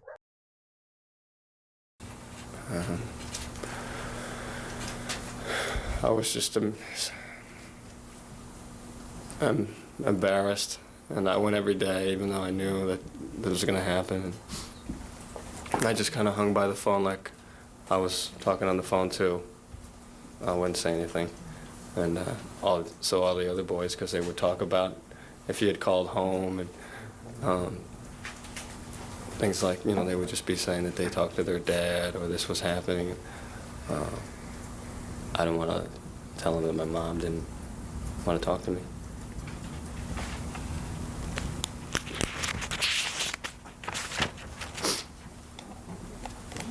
Was this time difficult for you? This time in Muncie, when you were living in Muncie, was life difficult for you at home? That was the worst period of my life. And when you moved to Muncie, did things continue to be difficult? With regard to my mom, they became much more difficult. You've referred before to your stuffed animals. I have some pictures up there. Your Honor, which I've pre-marked. If I can remember that. Yes.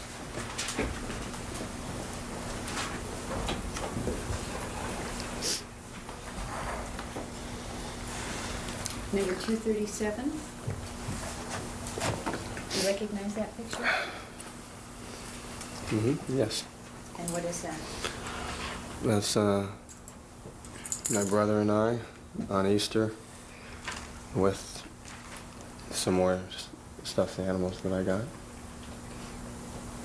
And 238?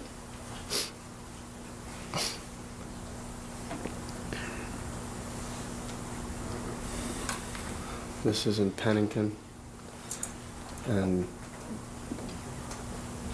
these are more. These are new, and this Cookie Monster is from. Can't hear you. These are new, and these Cookie Monster is from Muncie. So you. I think that's. Looks like me in the background. So you brought Cookie Monster in to have this picture taken with the new animals? Yes. Did you play with stuffed animals when you were little? All the time. What's your earliest memory of playing with stuffed animals? I started getting the collecting the stuffed animals around when I started in Muncie. I can't remember before that. That's when I got Cookie Monster,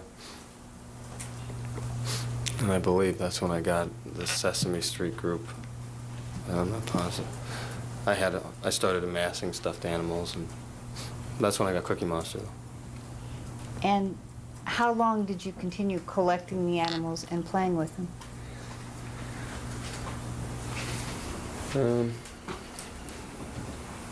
Until about 17, I guess.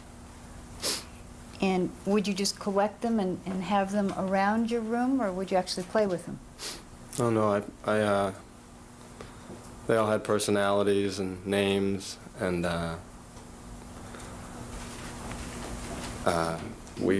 I acted out things with the stuffed animals, and we had different storylines and mostly battles and things of that sort, like my dad was telling me. And they would have the same personality throughout, and they were. What kind of personalities? You've mentioned Cookie Monster. What kind of personality There would be weak ones that were like these two rabbits were weak, and there were some others that were. They were just more helpless, and then there were. Once Cookie Monster was the worst, and then there were a group of more meaner, violent stuffed animals. The Kermit the Frogs were pretty nasty, and Oscar obviously was, and there was a whole series of them. Then there were ones that were like judges, and they would decide matters, and they had the most.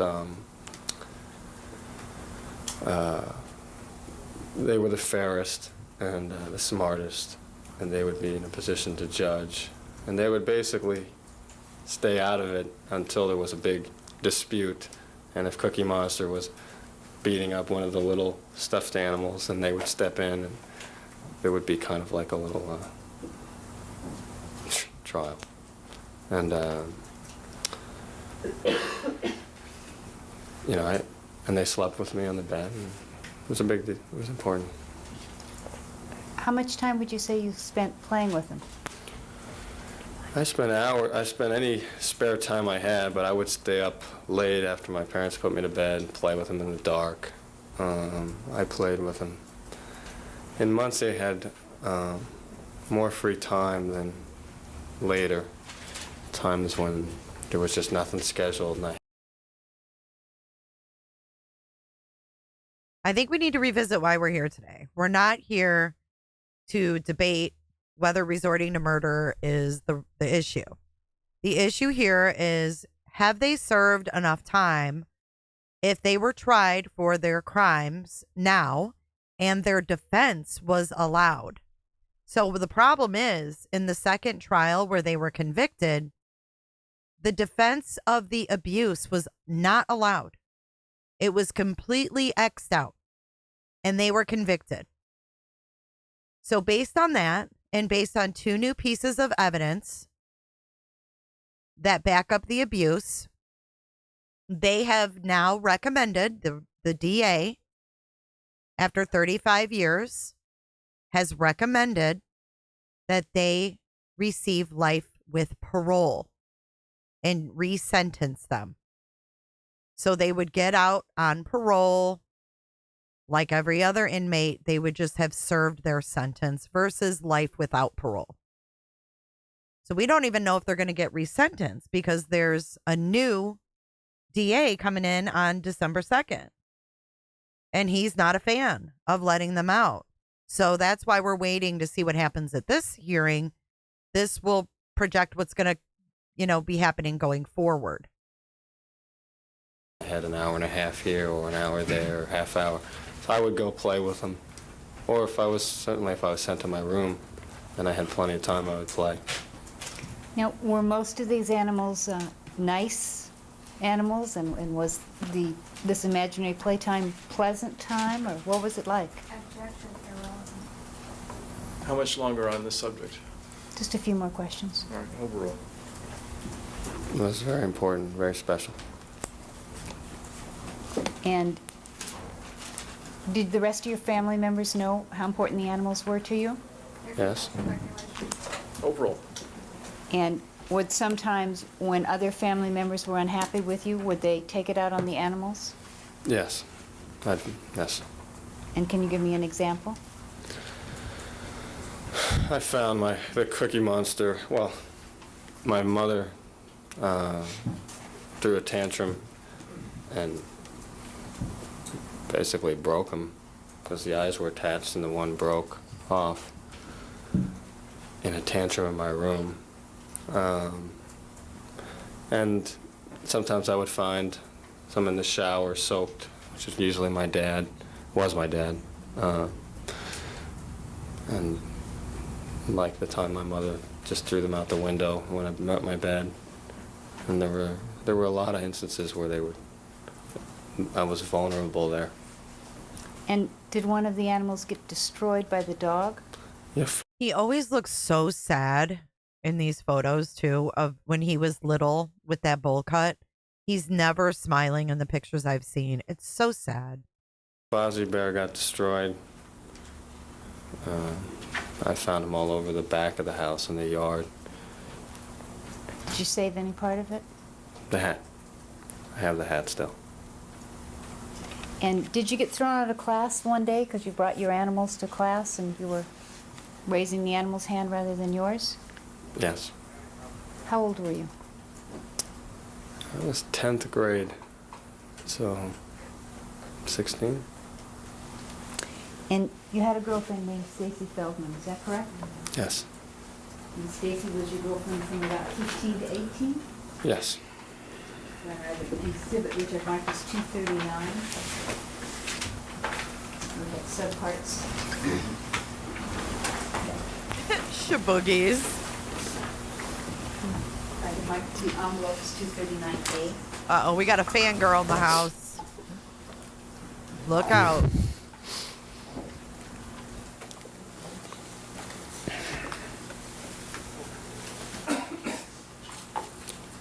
Card is 239B. Yeah, you can see the hairpiece. He's wearing a hairpiece. He was bald on the top. You can totally see it in this shot. Oh my God. The lighting. That's the rug. That's the rug. Just a quick update. We are waiting for the hearing to conclude. Obviously, it's going a little longer than what we would have thought. There is no action outside the courthouse, but the Associated Press is live out there, and I'm watching, so you don't have to. So you can continue watching some testimony from Lyle Menendez. Please hit that like button and stay here for the latest. When the hearing concludes, I will break in. Enlargements of the card, the face sheet, I'd like to make 239C. And the interior part, 239D.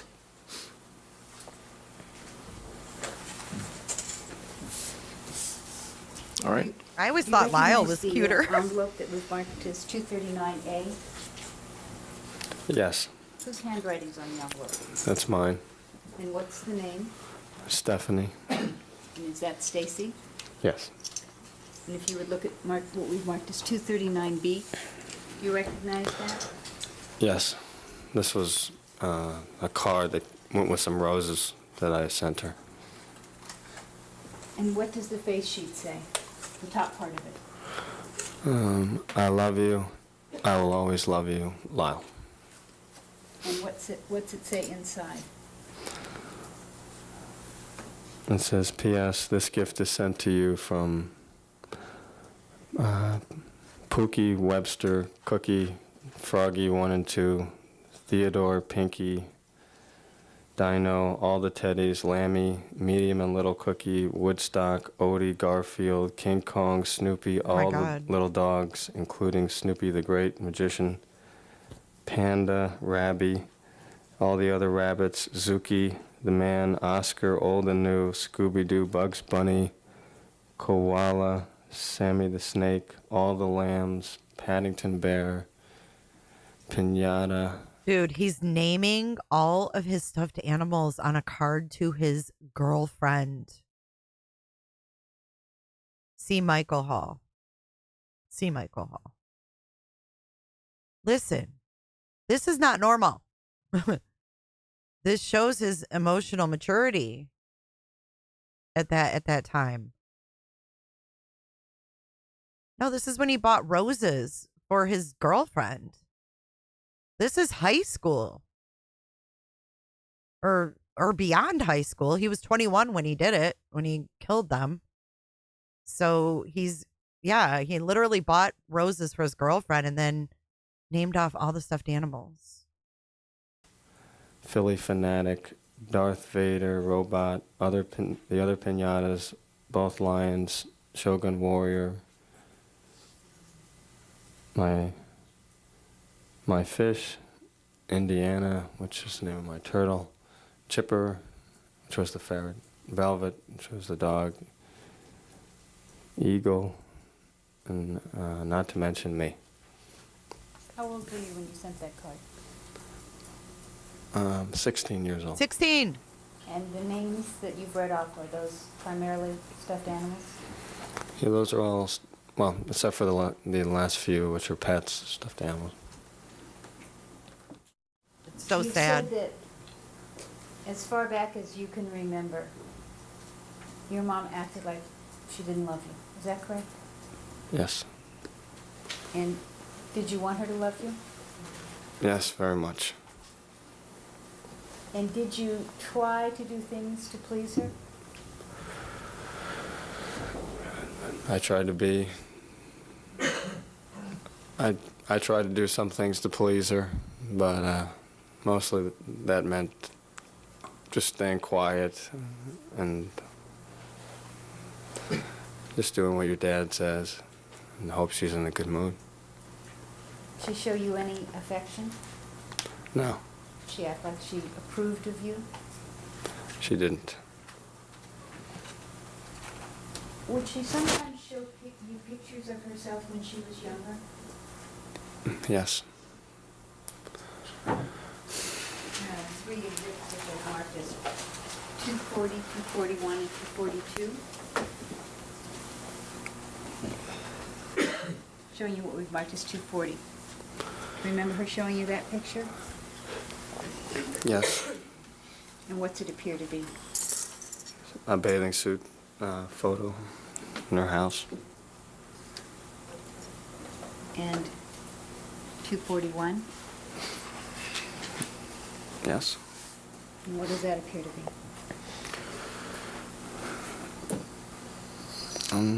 Looks like either a bathing suit or lingerie picture in her house. What? And 242. Have you seen this photograph?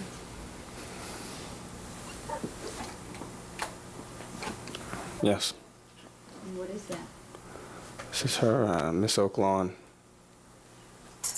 Was she very proud of that? Yes. Did your mother's looks, how she appeared to other people, seem to be important to her?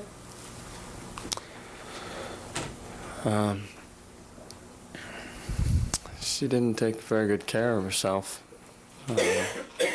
but it seemed to be important to her. Would she ask you how she looked? Yes. And sometimes when she asked you how she looked, would she be inappropriately attired? She would be topless. Ew. No kid wants to see that. Usually just topless or like an open robe. And sometimes, with her clothes on. And what ages are you talking about where she would expose herself to you this way? Objection. The question is leading and mischaracterizing the testimony. Overall. I was about 11. She help you with your baths? Yes. How would she help you with your baths? She would come in after I'd been in there a while. She would help wash my hair and wash me with a sponge. How old are you talking about? Same, 11 to like 11 to 13. And when you say she would wash you with a sponge, would she just wash your back or? No, she would wash me everywhere. She would wash your genitals? Yes. You slept in bed with your mom a lot, didn't you, even when you were little? Yes. And did you continue to sleep in her bed around this time when you're 11 and 12? Sometimes. And sometimes, did you touch your mom? Yes. Do you guys Would believe your dad this? be in bed? Sometimes. Ugh. You guys believe it? And where would you touch her?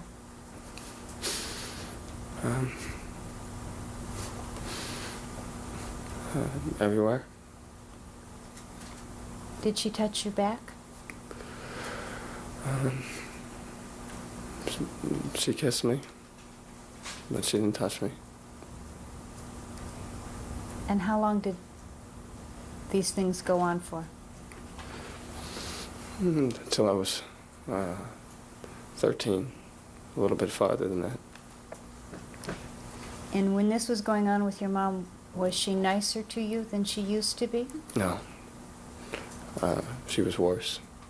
Did you notice the age, though, when he said it stopped? The magic number, 13. Now, think about if he was a female. If he was like Lily and not Lyle.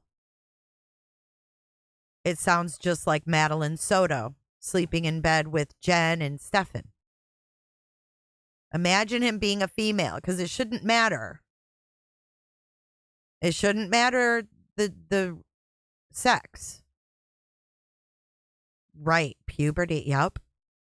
It's always that age, around 13. 12 to 14, but we hear 13 a lot in cases.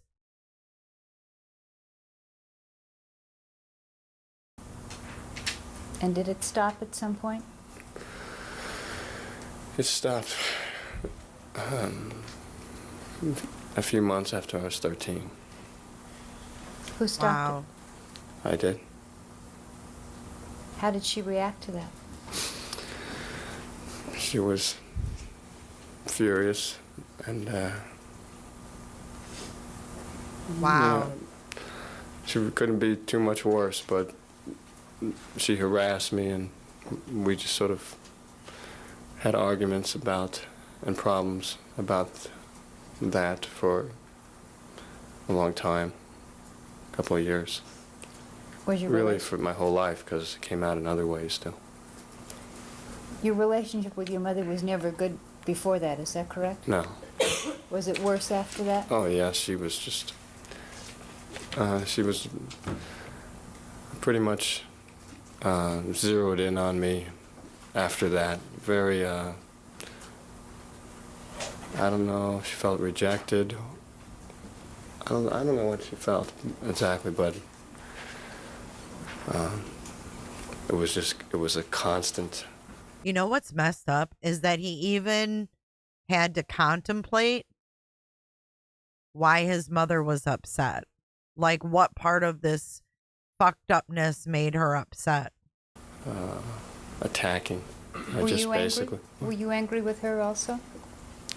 Was I angry? I was very angry. I thought that it was unfair. Why was it unfair? Because we were doing this and she was enjoying it, and I was hoping that things were going to get better for our whole relationship, and things might get better, and she got worse. Did you think she was going to love you if you did these things? I took it to be love, and that's what I wanted. Did you always have problems with her after that about your girlfriends? You can really see the hairpiece here.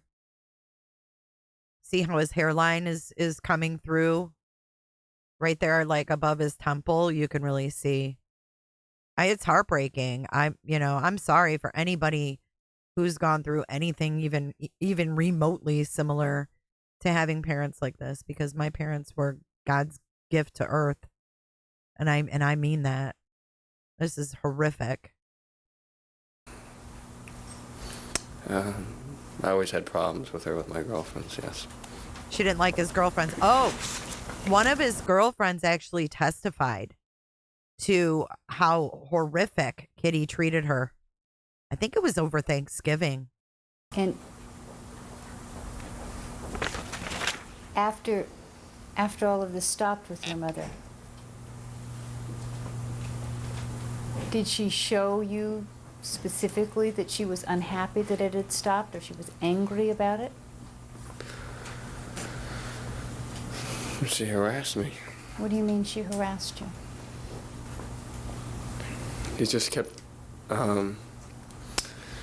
exposing herself, picking me up at the clubs with, in a robe, exposed. The fuck? Leaving her underwear around, calling me into the room when she knew that she was, changing, asking me if Sarah is scared. if she looked pretty. You're scared of him? And call me a liar when I said yes. Sometimes she would be in a tantrum, and then she'd come over and she would touch my face real gentle, like she was going to kiss me, and then she would go back into a rage. And she was very upset.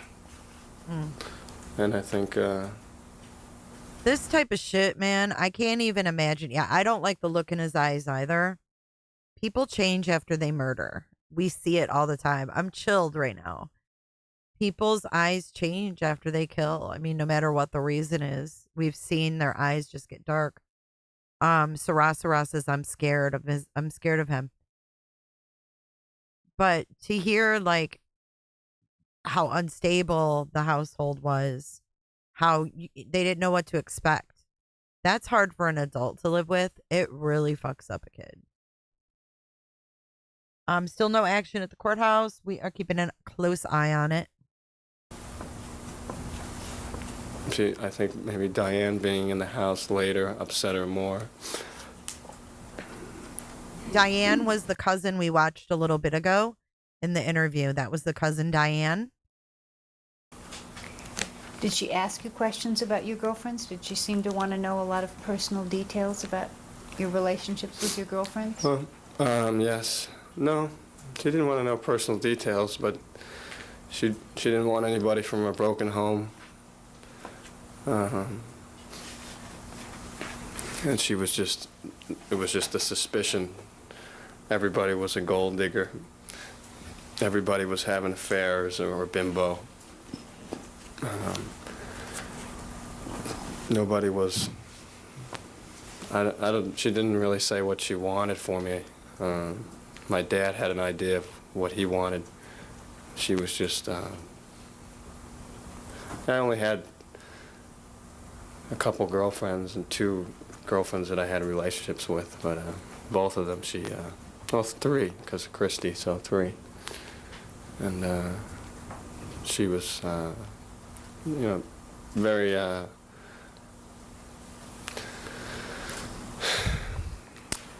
This really was more than critical. It was just like humiliating who my girlfriends were as people, and. Well, you mentioned Christy. Christy was a very pretty model. Is that right? She was pretty. And was she nice? Yeah, she was like an angel.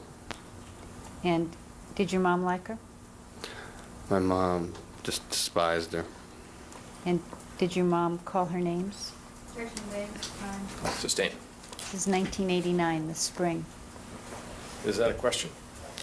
It's the spring 1989 is the time. It was. Yes. And what names did she call her? This ought to be good. She called her the same names that my dad did. My dad didn't like Christy either, and called her a slut and a bimbo. How and mean. A gold digger. And just a country girl she had come in from out of state. She was from the Midwest, and she came here to be a model. And Did your mom do something about the plates that you ate off of? well, she thought she was AIDS infected. And What? What was that based on? that she was a model. And so she wouldn't let me eat at the table. So I ate on paper plates in the den. What? And Ate? she wouldn't. I remember I let Christy go in the kitchen one time when my mom wasn't there, and my brother actually allowed her in the kitchen. I was playing tennis, and my mom found out, and they were furious over the phone. And then she came home, and she boiled all the silverware, everything in the kitchen. Told me she'd never be allowed in her house again. And the relationship ended shortly after that.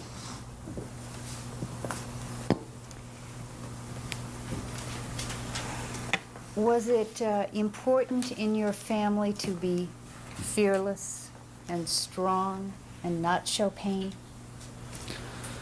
It was one of the main important things that you had to master.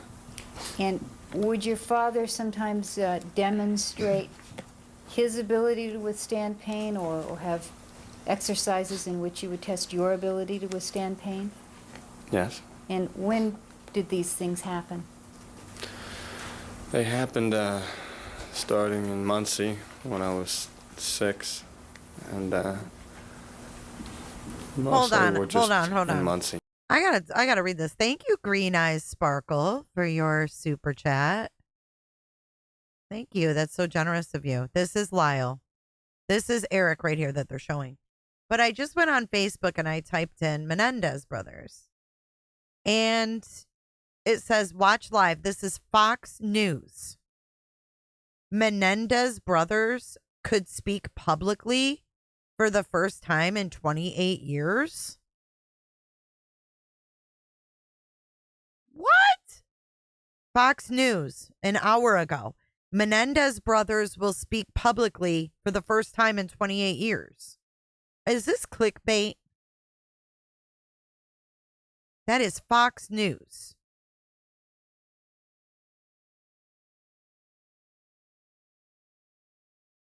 Could speak publicly.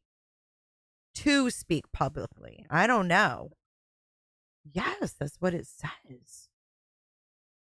If you go to Fox News on Facebook, they're live right now outside the courthouse, and that's the title. Being from the Midwest means, like, Indiana, Illinois, Kansas, whatever. So I thought there were no big productions today. Was that just... I'm telling you, go on Facebook and that's their title. They're live on Facebook right now, Fox News.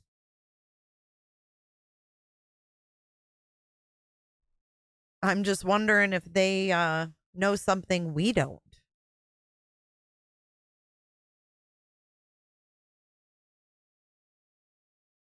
Yeah, Michigan, Ohio, in the middle of the country.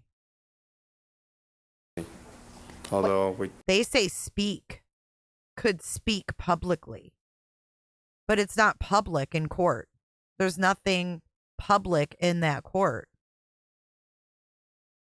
That's what's misleading about it, is because there's nothing public about this court, or we'd be watching it right now instead of watching the dang courthouse steps where nothing's happening yet.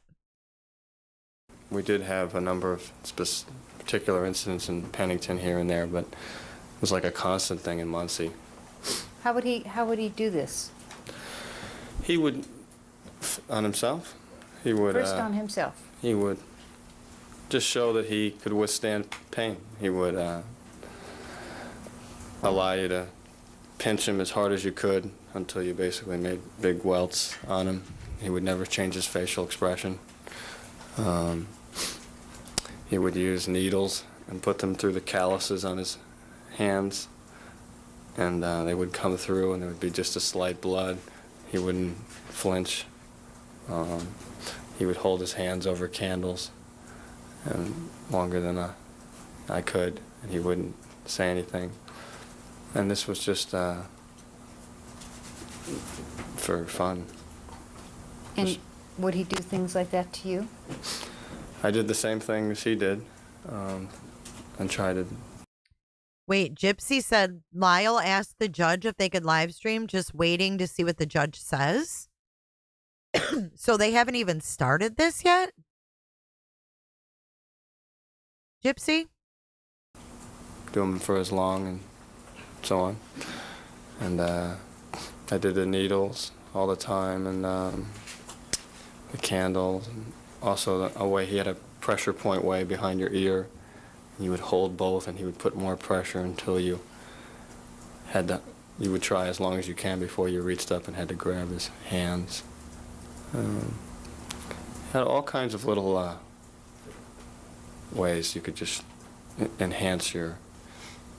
That was really ability to withstand pain more than fearlessness.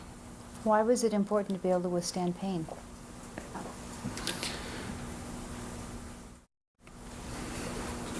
I don't know. It just was. Did you see your dad be aggressive with other people? Physically aggressive? Yeah, I saw him be physically aggressive. When? I saw him be physically aggressive throughout his life. It's not in a... Well, I saw him knock the one guy out on the way to a tennis club. How did he knock the one guy out on the way to the tennis club? When was this? We were driving to the East Brunswick Racket Club for a lesson with Brad, and a guy had cut us off, and no, sorry. My dad had cut the guy off, and the guy was pissed and started yelling at my dad, like through the window, and then tried to cut my dad off. And my dad was basically ignoring the guy, and then the guy gave my dad the finger, and my dad just pulled over the side of the road, and the guy pulled his car over in the front. And Dad got out and walked to where the guy is, and the guy had just gotten out, and my dad just hit him once right in the face, and the guy was out. And that was it. And he walked back to the car and got in, and we left. And I was crying, and I was just nervous because I don't know why. I'd never seen my dad hit someone other than my family. And that was the only time I ever hit somebody, but he was physically aggressive with people he met as we went through our lives, like at tennis clubs. If he couldn't get court time, and the girl behind the counter would say, you know, I'm sorry, there's no court time this afternoon. And he would, like, touch people. He would put his hand on their shoulder, and he'd go, you don't understand, it's very important we get court time tonight. My son has a match. Damn. And you could see these people were just, like, unused to that behavior. And they would fight, they would squeeze in, or they would ask other members if we could share half the court, and go to great extremes. I've seen my dad do that with tournament officials that didn't want to give me enough time to eat before my match, racket stringers that didn't want to string the rackets overnight so I could have it for the morning. He used his intimidation his way. Was there a time in which he got a ticket and then drove in an unusual manner afterward? Yes, we were on the way to a soccer match, and we were sort of late, and somehow he got a ticket, he got pulled over, and he told the officer taking my son to the soccer match, he needs to get there in time so he can be ready mentally and stretch. And so I was trying to explain to the guy, give me the ticket, just follow me, and then give me the ticket when we're there. And the tournament was far away, and the cop obviously wasn't going to follow him and go in. Said no, and he was writing him out the ticket, and my dad was pissed. And when he got the ticket, and then he drove off, and he went to like 5 miles an hour the whole way, and with the officer behind him for most of the road until we got off onto the freeway, and then or whatever it was, a turnpike, and then I was like unbelievably late for the game at that point. But I remember Rainbow, sitting welcome beside him as we were driving, and I was looking over at the thing, and we're going like 4 or 5 miles an hour, and the police officer was behind us. And I thought for sure Dad was going to jail or something. Anything happened to him? No. Did you think your dad was brave? Well, he was fearless. Was he afraid of anything? Not to my knowledge. Was there a time when you were home and your brother was with you and you thought you heard a burglar? Yes, with Diane. What happened? We were home with Diane and alone. Well, my mother wasn't there. How old were you? This was in her last visit. 82, 83, something like that? Yes. So you heard a noise. I heard a noise. And What'd you do? Excuse me. We just heard strange noises. I didn't hear them, actually. Diane heard them and got scared. And she came over and told me, there's these strange noises outside the front door. We went over, and we'd hear like a knocking. It's a little soft knock, and then we wouldn't hear anything. And then we'd hear, we'd say, who is it? In a stern way to try to get the guy to answer. And he wouldn't answer. And I was looking at the door, and I didn't know if it was locked properly or not. And my brother was shaking, and Diane was petrified, and we didn't know who the person was, and I didn't know where my parents were to call. So I went upstairs and got a rifle. My mom had some rifles. And I came downstairs, and I stood on we had the stairwell and the front door and Diane and Erik were hiding over here. And I stood and I aimed at the door in case somebody was trying to come in Did to you do think something. this was fun? Oh, we were terrified. Were you scared? I was scared. And I didn't even say anything because I didn't want to goad the guy to walking in because I was just hoping it would go away. And then, How long did this go on? 10 minutes, something like that. And then the door opened. Okay, so I don't know how this is being leaked, but it is being leaked on X that their resentencing hearing will not be until January 30th and the 31st is what I'm hearing on X. Nothing is etched in stone, of course, but the hearing is still live right now, and that just leaked out on X. So maybe they've scheduled something in court. I'm not sure. Just wanted to give you guys that update. Still watching. There's nobody outside yet. Still just waiting at the court steps for an update.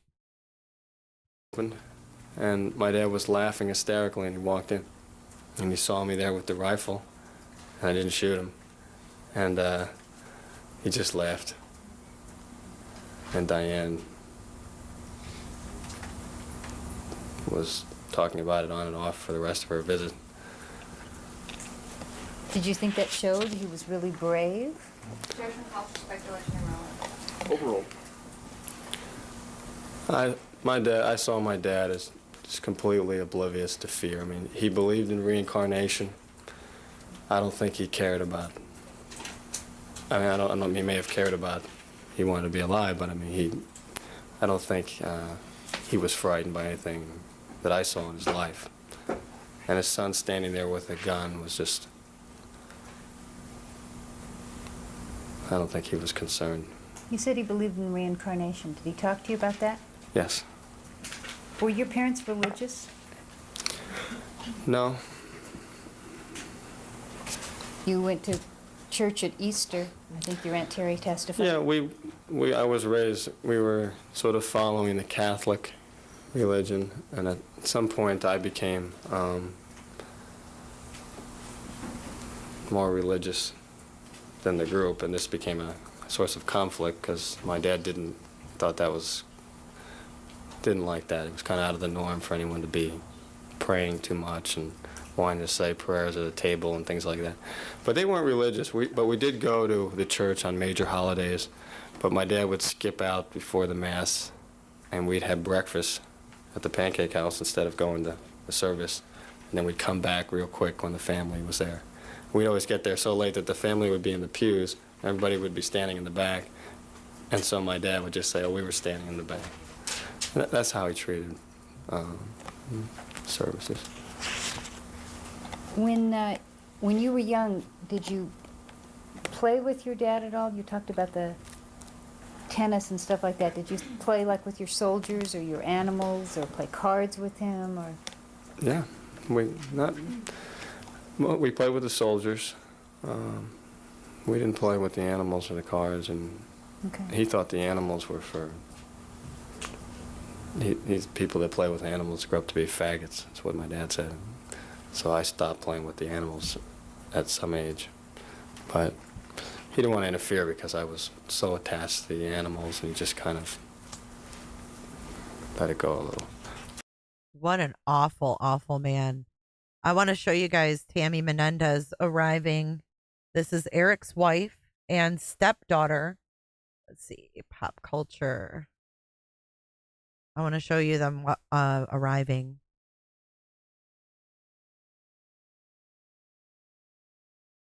This is Pop Culture 4K.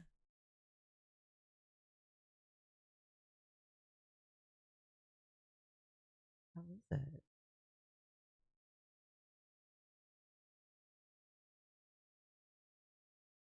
it?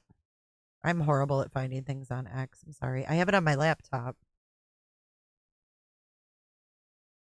Hold on.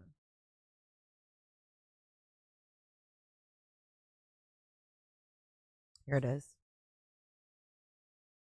So this is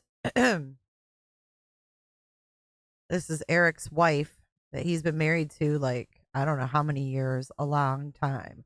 Tammy Menendez, Erik Menendez's wife, and Erik Menendez's stepdaughter seen arriving at the courthouse for this hearing today. And then here's the second one of his wife and stepdaughter. I don't know who the guy is.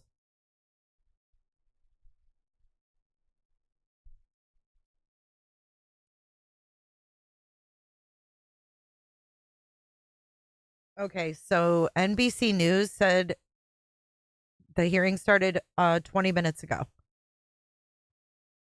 So it shouldn't be too much longer if they say it was going to be a pretty short hearing. Shouldn't be too much longer. Thank you, Gypsy.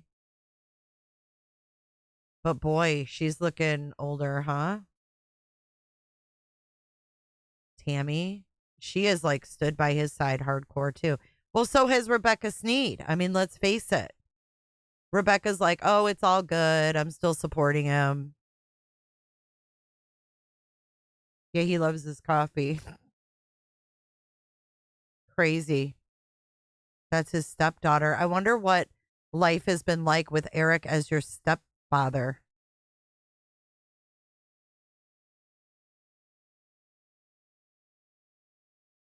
When you played soldiers with him, how would that be? Was that a nice time with you, with him? No, I only played soldiers one-on-one in a battle once. Although he would help me set up formations in the way that we did the history lessons. We I just want to clarify. I wasn't saying she looked bad. I'm just saying it just is amazing how much time has gone by. Like, I haven't seen her since she did interviews a long time ago. So it's just crazy to really realize how much time has gone by. By the soldiers that pertain to the thing. Like, we would have the Nazis, and they would have their legs going up, and we'd have the entire German army, and we'd have the entire Japanese army, and we'd have Roman soldiers from the back in those times battling, and Hannibal soldiers and things like that. So he would help me set up the formations, but we actually had a battle because he said that he played with these kind of soldiers and this kind of stuff in his childhood a lot. So we had one battle. What happened? And we had like a rug that was made with little brown pieces of yarn, kind of like a bearskin, but not quite. And you could hide the soldiers underneath, and so I spent like an hour hiding the soldiers and making formations. And then he set up his men in like 20 minutes, not even, just set them up real quick. Then he left and came back, told me to tell him when I was ready. And I said, okay, I'm ready. And we were supposed to do it like we had done it when we set up the soldiers, where you just, each bullet shoots somebody, but he, I guess, played differently and just took his soldiers and he would just run them all over mine and start throwing them off. And then before I could react to what was happening, he would run and take some more men off, and then he would move his soldiers over his head like this. And he won in like less than a minute. And I started crying and saying, this is not how it's supposed to be done, and I don't know what. And my dad just said, you don't know how to play. And How old were you? I was, this was pretty early. I was like 11, 12, somewhere in there. Did your dad like to play jokes on people? Yeah. And were those jokes sometimes cruel? Yes. And did you have a shower in Princeton Junction, which was the house between Muncie and Pennington, that had something wrong with it? Yes, there was a wrench used to turn on the water. Did you shower with your dad in the Princeton Junction house? I did. Did you shower with your dad in the Pennington house? Yes, sometimes. Did you shower with your dad in the Beverly Hills house? Sometimes. When you showered with your dad in the Princeton Junction house, what was the joke that he would play? I would be in there, and sometimes my brother would be in there too, the three of us. And he would turn the water all the way to cold sometimes, and then he would just step out and hold us in. Thank you, Tara. And then the water would go from being warm to just freezing water. And we would be screaming and trying to get out. And he would do this, and he would be laughing and keep us in there until my brother got so hysterical that he was like, all right, Would he take the... What an asshole, huh? Yeah, I'm hearing the hearing is going to be on the 30th of January. Let's go watch the lawyer on TMZ.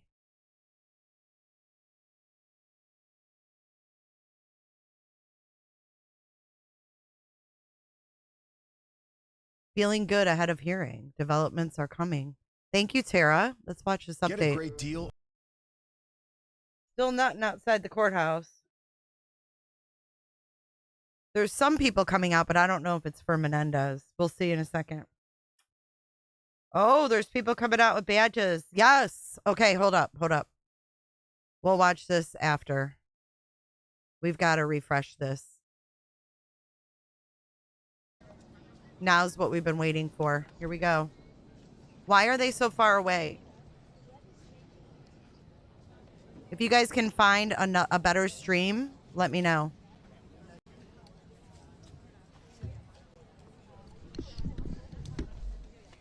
Hold on.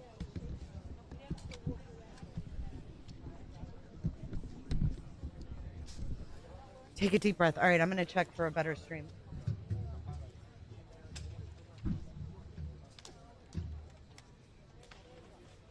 We need to get someone who's up front.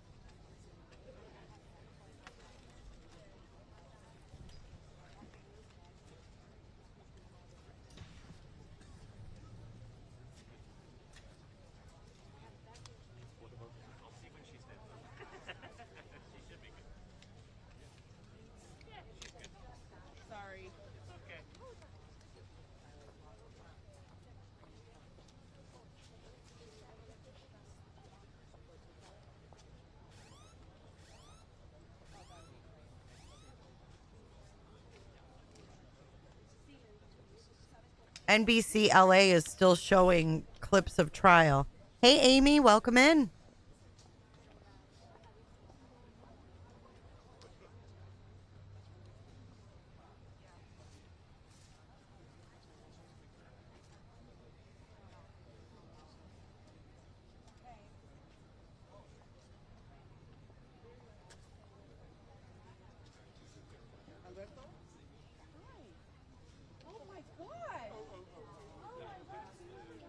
Oh my gosh, it's so good to see you. Like, oh my God, how have you been? Do a selfie. Hello? Hi, I'm in front of the camera right now. What's the IFB number? 72? Okay. What's the IFB number? Yeah, same here. No, those channels are fake, J-Lo. They're re-looping this morning. Those are channels out of India that replay our news for views. Don't be fooled by that channel.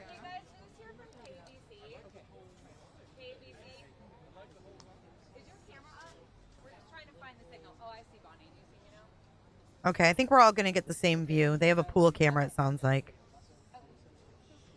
They're trying to get the signal.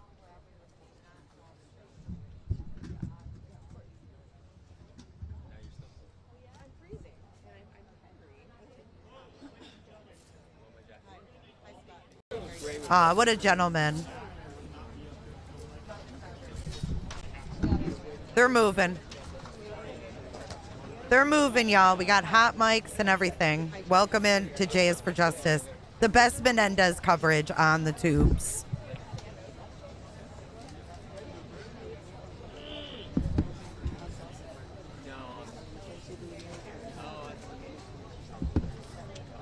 Yeah, I'm ready to go. NBC LA. I'm gonna. Somebody's gonna intro to me, right? I love hot mics. Let's listen to them. Member of your family wants them to come home, and she said yes. And the DA had no questions for her. And forgive me, Erik. Hold on. Let's get a I'm not recap. looking directly at you just because I want to see what's happening here. What is going to happen now is we are expecting a defense attorney. They made it where you cannot rewind. While you were inside, we had viewers from Brazil and Peru watching this coverage on YouTube due to the high interest. When it comes to those 16 people that won the lottery, if you want to say it that way, were selected to sit in there, members of the public. Any reaction or anything from them? Not that I could see. Strangely enough, a number of the people that won the lottery were other reporters who didn't get selected and didn't get one of the green tickets to be in the courtroom in the first place. Interesting. No, it was a very, as court proceedings go, this was very routine. Not a lot of drama. Very matter of fact through the entire events. The most dramatic thing, what you just heard when I was relaying what Joan said. He was inside. The room was silent. Everyone was focused in and listening, but there was no reaction that you could hear. But due to the interest, Erik, and as we head towards the holidays, give us a time frame then, if you will, of what you believe now happens next when it comes to the legal proceedings. Yeah, there's a bunch of things that are going to happen. Tomorrow is the filing deadline for the District Attorney's Office response to the habeas corpus petition. We've talked about this a lot, but this is a legal move that the brothers made back in 2023. It requests that the court reconsider the convictions themselves, so the whole underlying case, as opposed to the resentencing. The deadline for the DA to respond to that is tomorrow. So we should see a document, probably a long one, that explains the district attorney's perspective on whether those convictions should stand or not. And chances are there will be an argument that the conviction should stand. But we'll know it when we see it. Ooh, he said we're going to get some documents tomorrow. We might be reading some exhibits. Date has been canceled. It's been moved to January 30th. January 30th. But before January 30th, the judge has asked that any motions, any legal arguments, documents, those sorts of things be filed by January 17th. And again, this is all to give the judge time to review the file, which he said is 17 boxes full of material, then read the argument, and then be fully prepared to come into court January 30th and 31st to hear from the parties, both the DA and Mark Geragos, and make potentially a ruling right then and there about what happens to the brothers. So that deadline is also for Hochman, who will be just weeks in on the job. It'll be less than 4 weeks in on the job at that point. Is it possible that the incoming DA could ask for a continuance as well, saying, I'm not ready? That's absolutely possible. When I talked to Hochman a few days after the election, and this was front and center, what are you going to do with this case? His concern was that as the elected DA, he would not have had enough time to familiarize himself with not just what's in the public record, which all of us know, but what's in the DA's files, which may go far beyond the kind of information that's been out in public. And he was concerned that having to make an important decision within a couple of days was inappropriate. But now that this has been put off for probably far longer than Hochman's office might have even requested, it doesn't seem like that's as much of an issue. The next question is, once the new DA, who's sworn in on December 2nd, reviews this material, is he going to want to continue to pursue this in the way that the current district attorney, George Gascón, has? And there's actually some case law on this, which has to do with once one of these resentencing procedures has begun, can a different decision be made midway through the process? And there's not a clear answer. The answer kind of leans from what the attorneys were saying, leans towards once the process has begun, the train's going and it's not going to stop. But that remains to be seen. Investigative reporter Erik Leonard inside of the courtroom for today's status conference. We're going to leave you right now. Also in the courtroom, defense attorney Mark Geragos. We are expecting to hear from him momentarily, but for now, let's go back to you. And for now, it does not appear that Geragos' wish to have the Menendez brothers free by Christmas is going to happen. So Robert and Erik, we just want you to know we do have cameras at the live location where we hope to hear from Mark Geragos. So I want you to know that we've got that covered as well. But let me just ask you a couple of questions. And I don't know if Erik can even hear us. So Robert, you might have to help us with this. The 17 They won't be home for Okay, Christmas. The 17 boxes that he talked about that the judge is going to have to look through. Is this any new evidence that we haven't heard about? Do we have any idea what's in these 17 boxes of evidence? What's in the boxes, Erik, that the judge is going to go through? Nothing you can't imagine. This is not going to be a big surprise. Right. But this is the complete record from each of these. Remember, there are 2 trials. There were hearings. There's transcripts from every single one of them. Think about these trials that went on for weeks. Every single word has been taken down and are in these volumes. Every appeal that's been tried, every bit of evidence that was brought in still exists in the court record. And it's not that the judge is going to read verbatim every single word, Sure. but as a judge reviews arguments about decisions, there are parts of that record that are directly relevant to those decisions, and that's what the judge would be looking for. Is the quote-unquote new evidence the letter detailing that Erik talking about alleged sexual assault with his father written 9 months before the murder, and also the confession by the former member of Menudo, did that come into court, into play at all today? It was no. Those 2 things we know are the new evidence that the brothers have raised as the reasons to justify definitely the habeas corpus petition and to a lesser degree the resentencing. Nobody addressed any of the particulars today. It's not the kind of thing that would have come up at a status conference, but clearly those 2 things are at the center of all of this. Lynette and Adrian? And I had a question. Any reaction from Geragos or the family members, especially the ones who testified at the conclusion of this hearing? Was there any type of, did they express any type of relief? Was it just kind of a business-like reaction to what happened there today? And we'll probably hear more in just a few minutes from hopefully members of the family and from the defense attorney.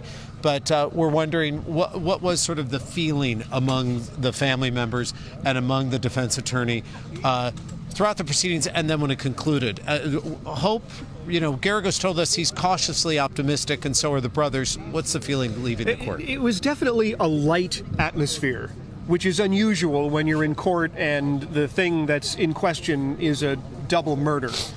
But the people from the Menendez family who were here, a lot of smiles, a lot of embraces. Mark Geragos, during all of this downtime, was back and forth and speaking to many members of the family.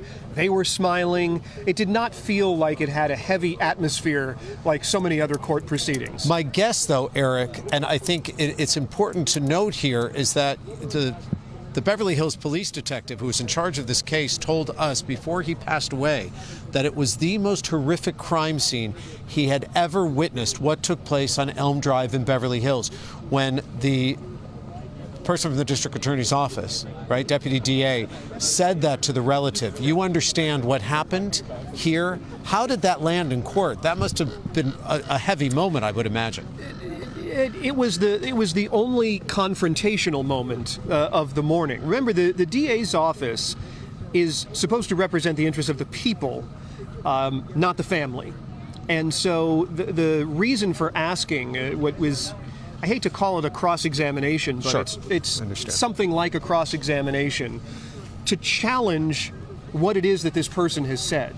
So it's their job to say, are you really sure about that? Are you sure you know that? Do you know what you're talking about? And in the case of a resentencing here, where the core issue is they, meaning the brothers, have spent enough time in prison. They've paid the consequence for what happened here. You can understand why the district attorney's office would turn around and say, well, wait a second. Are you basing that on your personal knowledge, or are you basing that maybe on something you saw on television? Right. And so they're trying to get to, how do you know that? Right. And the answer that she gave was, no, I sat through the trials, which means she saw that material from the crime scene, because one of the things that happened in the trial, especially the second trial, was those crime scene images were left projected for jurors for a long period of time in open court. There was no avoiding it. And so difficult to look at. I mean, they truly are horrific. Erik, you also mentioned that you did sit down with Nathan Hochman just after he was elected defeating George Gascón handily. There is talk that Gascón used this. Okay. We're going to come back to this because I want to show you guys a part of 60 Minutes.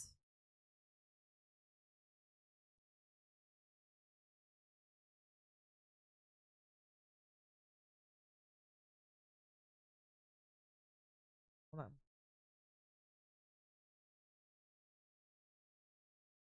So we know for sure January 30th is the resentencing hearing that will determine if they get resentenced. So they've got a long road. This home for Christmas stuff I don't think is going to be happening. But let's take a listen to this 60 Minutes. This has Robert Rand. This is who I'm following on Twitter. Or X right now. Okay, here we go. Their crime might be 35 years old. Life sentences for the 1989 murder of their parents. But thanks to Netflix, social media, and TikTok, Netflix is going to be releasing a new documentary on the case. everyone is talking about Lyle and Erik Menendez. They're stone cold killers. They felt like they had no other way out. They want Lyle and Erik out. Are they cold-blooded killers who should die in prison or victims? Okay, check this out. Check out this old footage, y'all. So those things are there.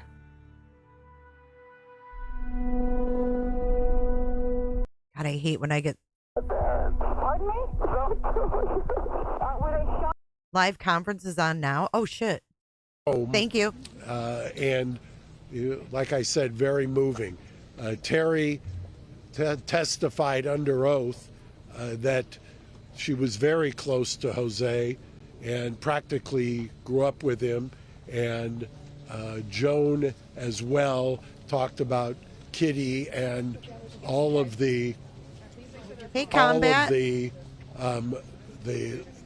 good things that they've done since they've been in there.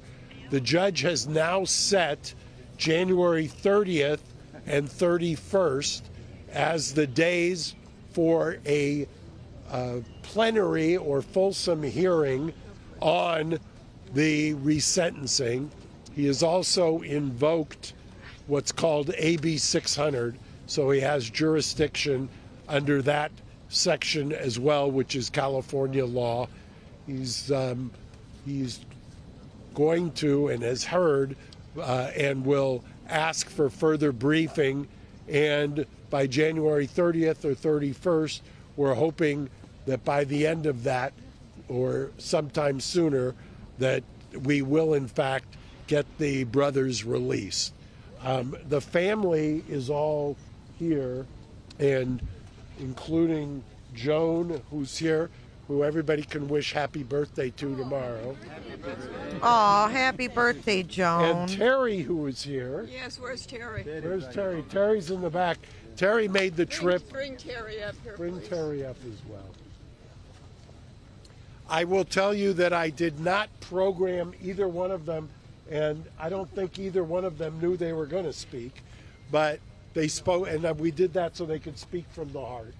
And we're sisters in kind. yes, and you can tell them you want them home.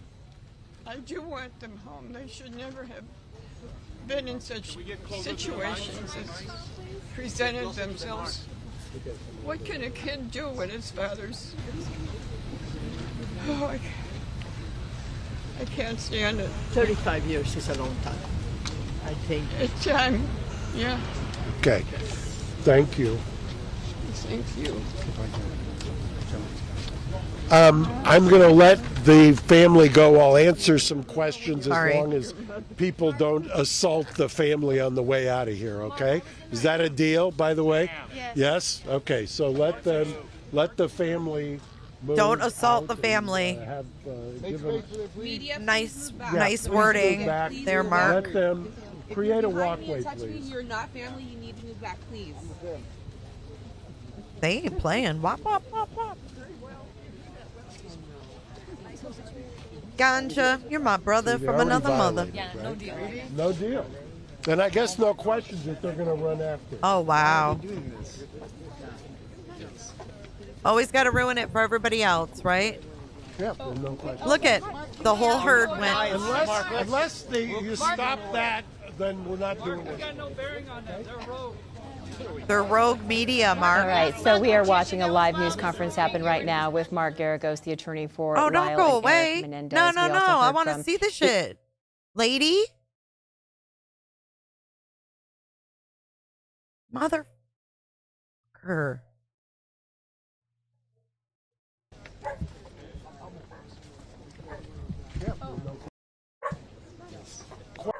Here, we can go back. Answer some questions as long as people don't assault the family on the way out of here, okay?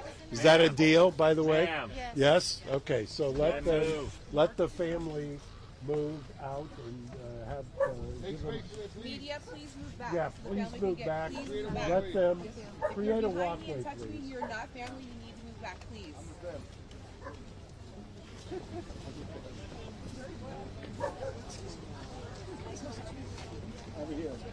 So you already violated, right? No deal.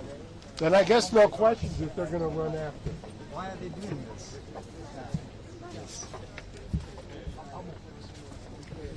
Yeah, no questions. Oh, wait, Mark, can we ask you about... Unless you stop that, then we're not doing it. Got no bearing on them. They're rogue. They're not real journalists, Mark. The petition that was filed this morning, get rid of the special circumstance. Mark.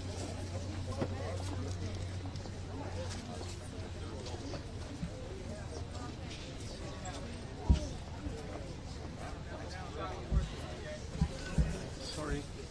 Just... He's out.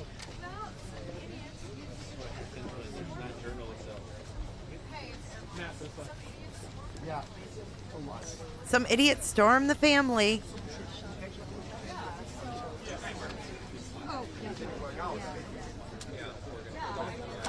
Jeff, that was that back live, correct? Now what do they do?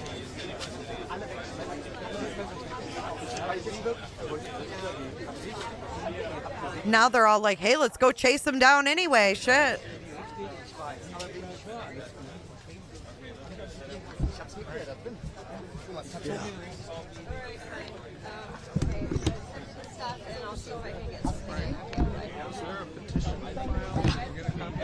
No, I haven't seen it yet. Is that filed I think it's to remove the special circumstances. Right. It'd be nice to be able to... Which I don't know. There's Robert Rand. Oh my God, you guys can't see it. I'll need it. You know what? I think if there's anybody who would be there. Hey, Robert. Robert Rand. Why is it? Oh, there we go. Is there a petition filed to remove the special circumstances? My vibe. Yeah. I don't know. Someone's talking to Robert Rand. I can't see who. Yeah, so, court call.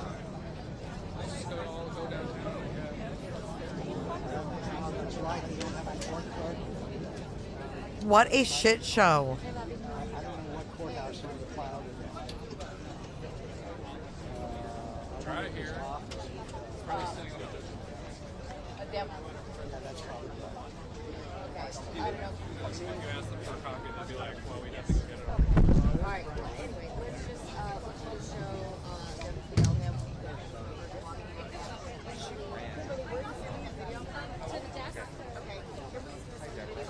Mark shut that shit down, didn't he?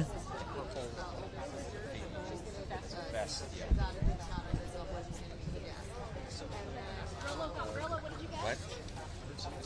Who's talking to Robert, though?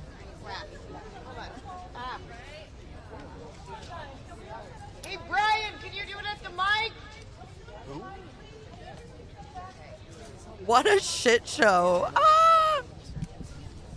Oh, Sophia, it's going to be a nightmare. Charlie, oh my gosh. Sorry, if I... Oh, was it the guy that was... Don't worry about it.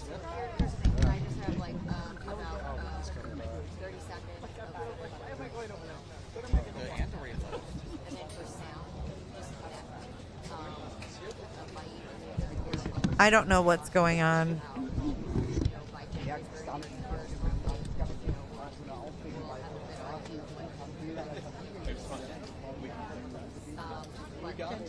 We weren't those assholes that were chasing everybody down. Did you hear that?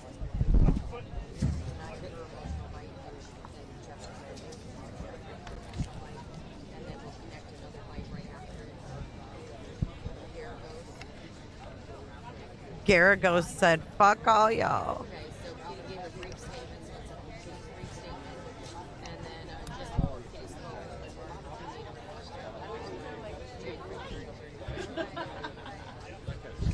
We've got some pictures from Robert. Hold on. I can't with Elon Musk, dude. He's gross. He's got issues, dude.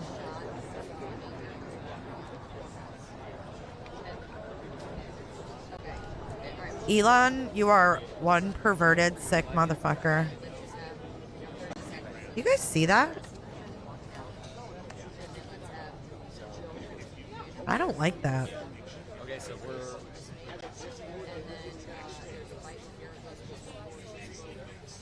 all right, so we'll knock out some stand-up for you. Why am I not finding him now? Oh my god.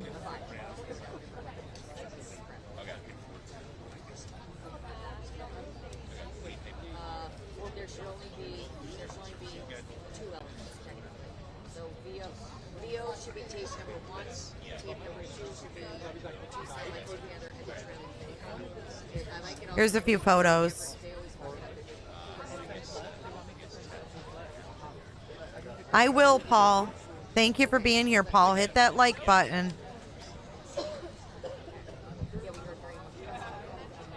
I don't know if he's a member of the public, because there were public people in there. They're going to get all kinds of interviews, right?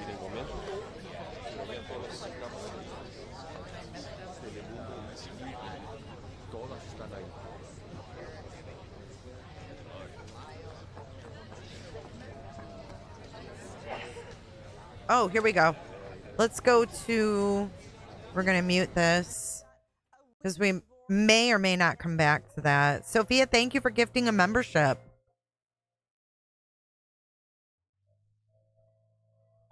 Sister and as well as God, that Jose scared the Menendez's crap out sister. of me. They both want these brothers home. They say they've served enough time. And even Kitty's sister said she thinks it's so unfathomable that Kitty didn't stop what was going on inside that home. They believe the brothers were molested, and they believe that they've served their time. This was 7 years ago when we spoke with those sisters, and they were very firm in their belief that the brothers were both sexually assaulted by their father, and they firmly forgive both of them and believe they should come home. Emotionally, just what was your temperature in the courtroom? What's the temperature? You know, we heard some sniffles, so I believe people were actually tearing up when the witnesses were responding. But also there was a sense of letdown because we never physically saw the brothers on camera. They had some technical issues, but we did hear them. They were asked if they could hear the proceedings. We heard, quote, "We are." When they asked, "Are you guys on?" They said, "We are." And then another one said something to the effect of, "We've had video access the entire time." So they possibly could see what was going on inside, but we couldn't see them. But we did hear those really quick moments. Not sure which brother said it, but that's all we got. A lot of spectators in there. Erik, did you feel those emotions in the courtroom as well? You know, it was difficult to gauge. Maybe I was so focused on trying to write down everything that was being said that I didn't pick up on it. But it was definitely a moment where everybody was watching and listening to what she was about to say, because it seemed like she was beginning to address the abuse that both Erik and Lyle Menendez have discussed. And then when she said about her sister, it's unconscionable that she would have known, or words to that effect, that she knew or she would have known and not done anything about it. I think it was like, oh, I didn't know we were going there. It was like we were hearing before. The expectation was their opinion, which is they should be out. We believe they've served enough time in prison.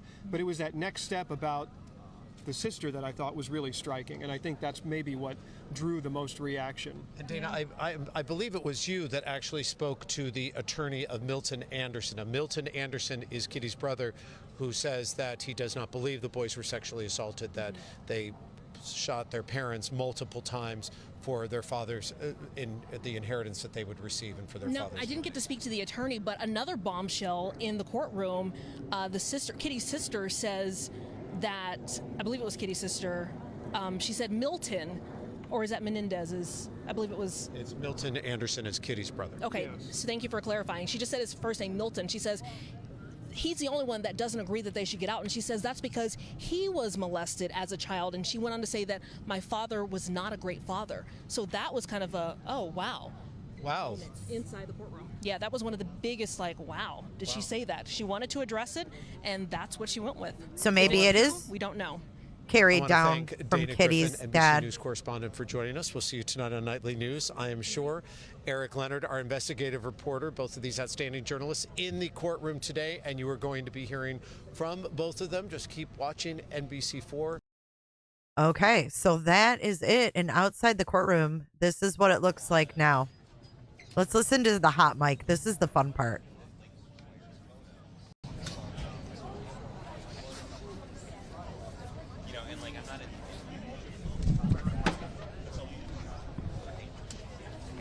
They are together.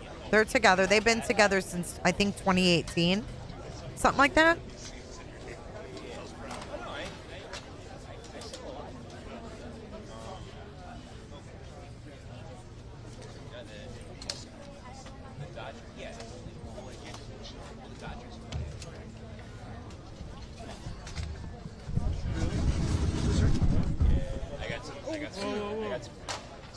Go on this. Probably, I don't know. I got paint when I went. That was that alone. Listen, that dude seemed like happy. It was like, and I remember seeing him and being like, I can't thank him, but I want to. I want to. I'm like watching him, like I'm watching it and I'm like, fuck yeah, this guy is beautiful. I'm so much. People are crazy. I can't go out.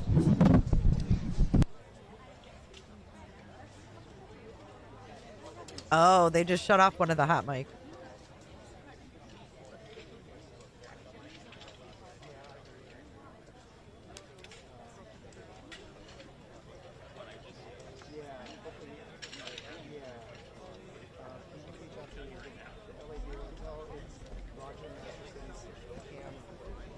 I'm looking to see if there's any interviews with anyone who's there or who got to go inside.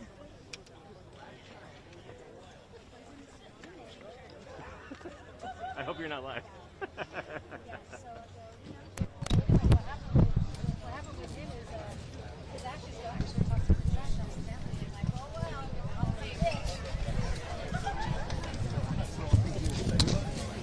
Your Christmas card. You almost want to be like, Yeah, exactly.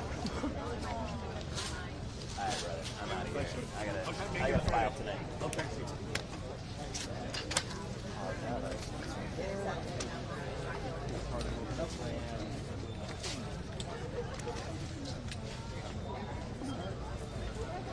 All good? Yeah. I can set up a live shot if you think we're done. Do they want to be done? No, if you think this is done, I can set up somewhere else.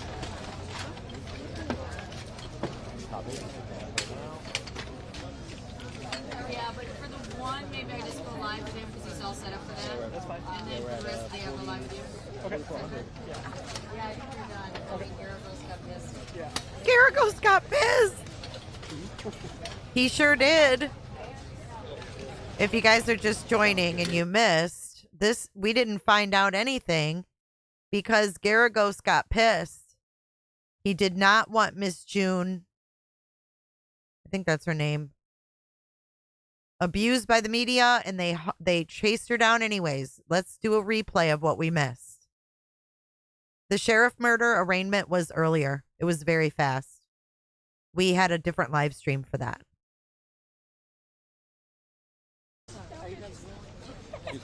This is what you missed. Ed Gain, they were 21 and 18. For those who weren't in the courtroom today, I think you could talk to anybody who was. It was a very, it was first of all, the first time that Lyle and Erik have been at least remotely in a courtroom in a number of years, number one. It also was quite a moving experience, at least from where we sit, to listen to Aunt Terry and Aunt Joan, who are respectively Jose and Kitty's older sisters. Both made impassioned pleas with the judge to send the brothers home, and like I said, very moving. Terry testified under oath that she was very close to Jose and practically grew up with him, and Joan as well talked about Kitty and all of the good things that they've done since they've been in there. The judge has now set January 30th and 31st as the days for a plenary or fulsome hearing on the resentencing. He has also invoked what's called AB 600, so he has jurisdiction under that section as well, which is California law. He's going to and has heard and will ask for further briefing, and by January 30th or 31st, we're hoping that by the end of that, or sometime sooner, that we will in fact get the brothers' release. The family is all here, and including Joan, who's here, who everybody can wish happy birthday to tomorrow. And Terry, who is here. Yes, where's Terry? Where's Terry? Terry's in the back. Terry made the trip. Bring Terry up here. Bring Terry up as well. I will tell you that I did not program either one of them, and I don't think either one of them knew they were going to speak, but they spoke, and we did that so they could speak from the heart. And we're sisters in kind. yes, and you can tell them you want them home.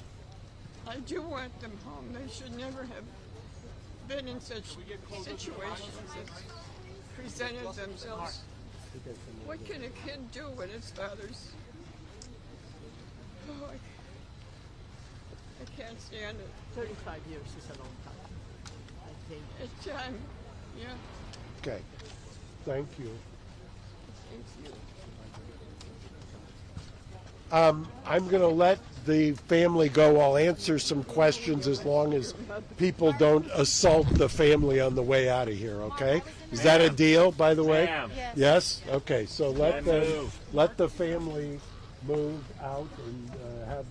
give them, Media, please move back. yeah, so the please family move can back. Please move back. Let them If create you're a behind me walkway, and touching me, please. you're not family. You need to move back, please.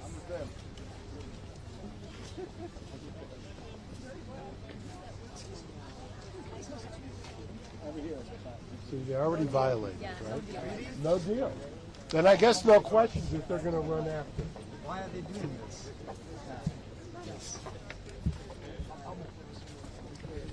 Yeah, no questions. Oh, wait, Mark, can we ask you about... Unless you stop that, then we're not doing it. Got no bearing on that. They're rogue.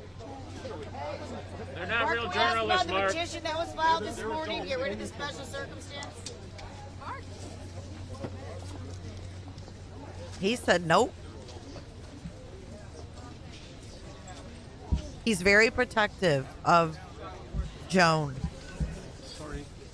Just.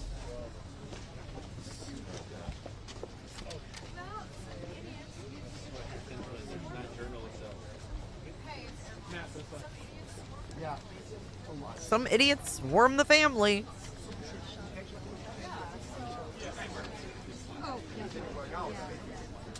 Yep, that's it. Jeff, that was that back live, correct? Geragos got pissed. He said, not today, not today, folks. They're still out there. I can't. All right, guys, we're going to wrap this up so that replayers can replay this madness today. Yeah, he's very protective of Joan, and he should be. She's probably paid him a lot of money. So definitely January 30th, 2025. We will be back here to cover that hearing.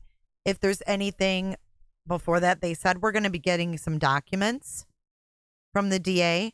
So if that happens, I will get my grubby hands on them and we will go live and go over them. So no big news today. Some powerful testimonies from the family, from what we've heard. But we will definitely get some updates. I'm sure that there will be more interviews and things of people who were in the courtroom from the media and stuff like that. So we'll keep our eyeballs on it. If you're in our Discord or you want to be in Discord tonight at 7 p.m., we're going to be watching the newly released Netflix Who Killed John Benet Ramsey. So hopefully I'll see you guys then. Until then, I'll see you in the next one. Let's release our poll with 1,135 votes. 70-30. 70% say let him out. So we will see. Yes, thank everyone for your memberships. We had Flo coming in hot. Sophia. Who else? Audra, thank you for old time's sake. Good to see you. I'm sorry I didn't see that earlier. One-Eyed Flo, Yvonne, and Sherry. Thank you, guys. Let's run our credits and dance this one out. I will see you guys at 7 o'clock tonight. Bye, everyone. Make sure you hit that like and subscribe on your way out the door. And thank you to the moderators who stuck around today. Peace.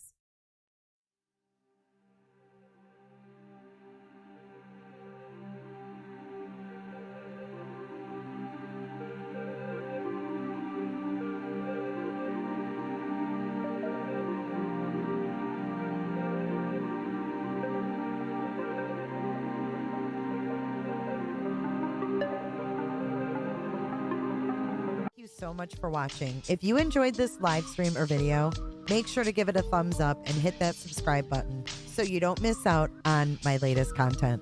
Want to take it a step further? Bring it all in. And join our community clickers by becoming a Patreon or a YouTube member. You'll get exclusive access to our Discord server, special channel perks, and much more. Until then, I'll see you in the next one. Click. It's real easy, man.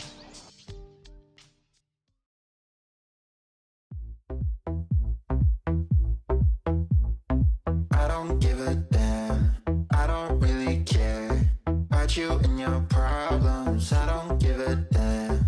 You talk way too much, I have heard enough. About you and your problems, I don't give a damn. I don't give a damn, damn, damn.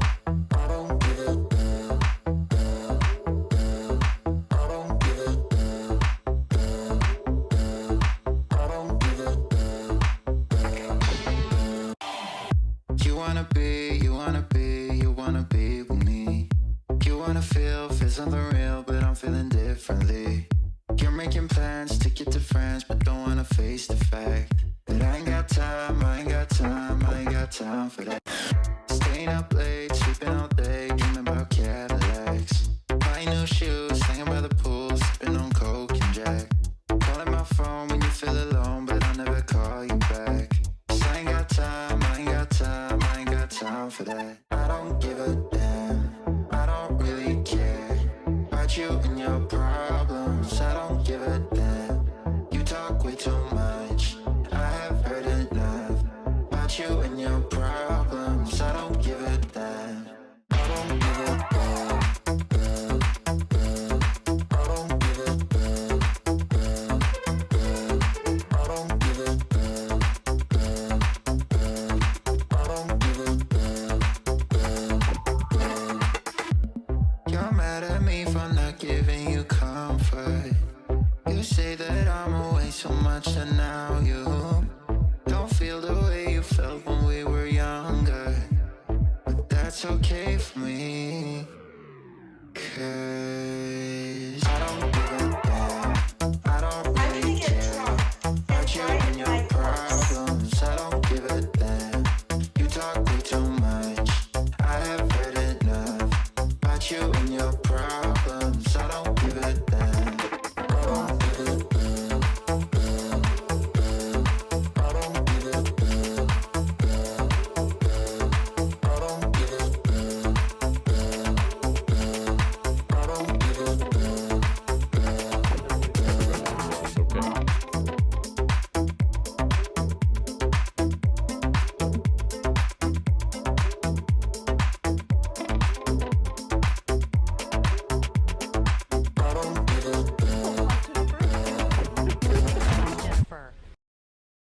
Jennifer loves horses.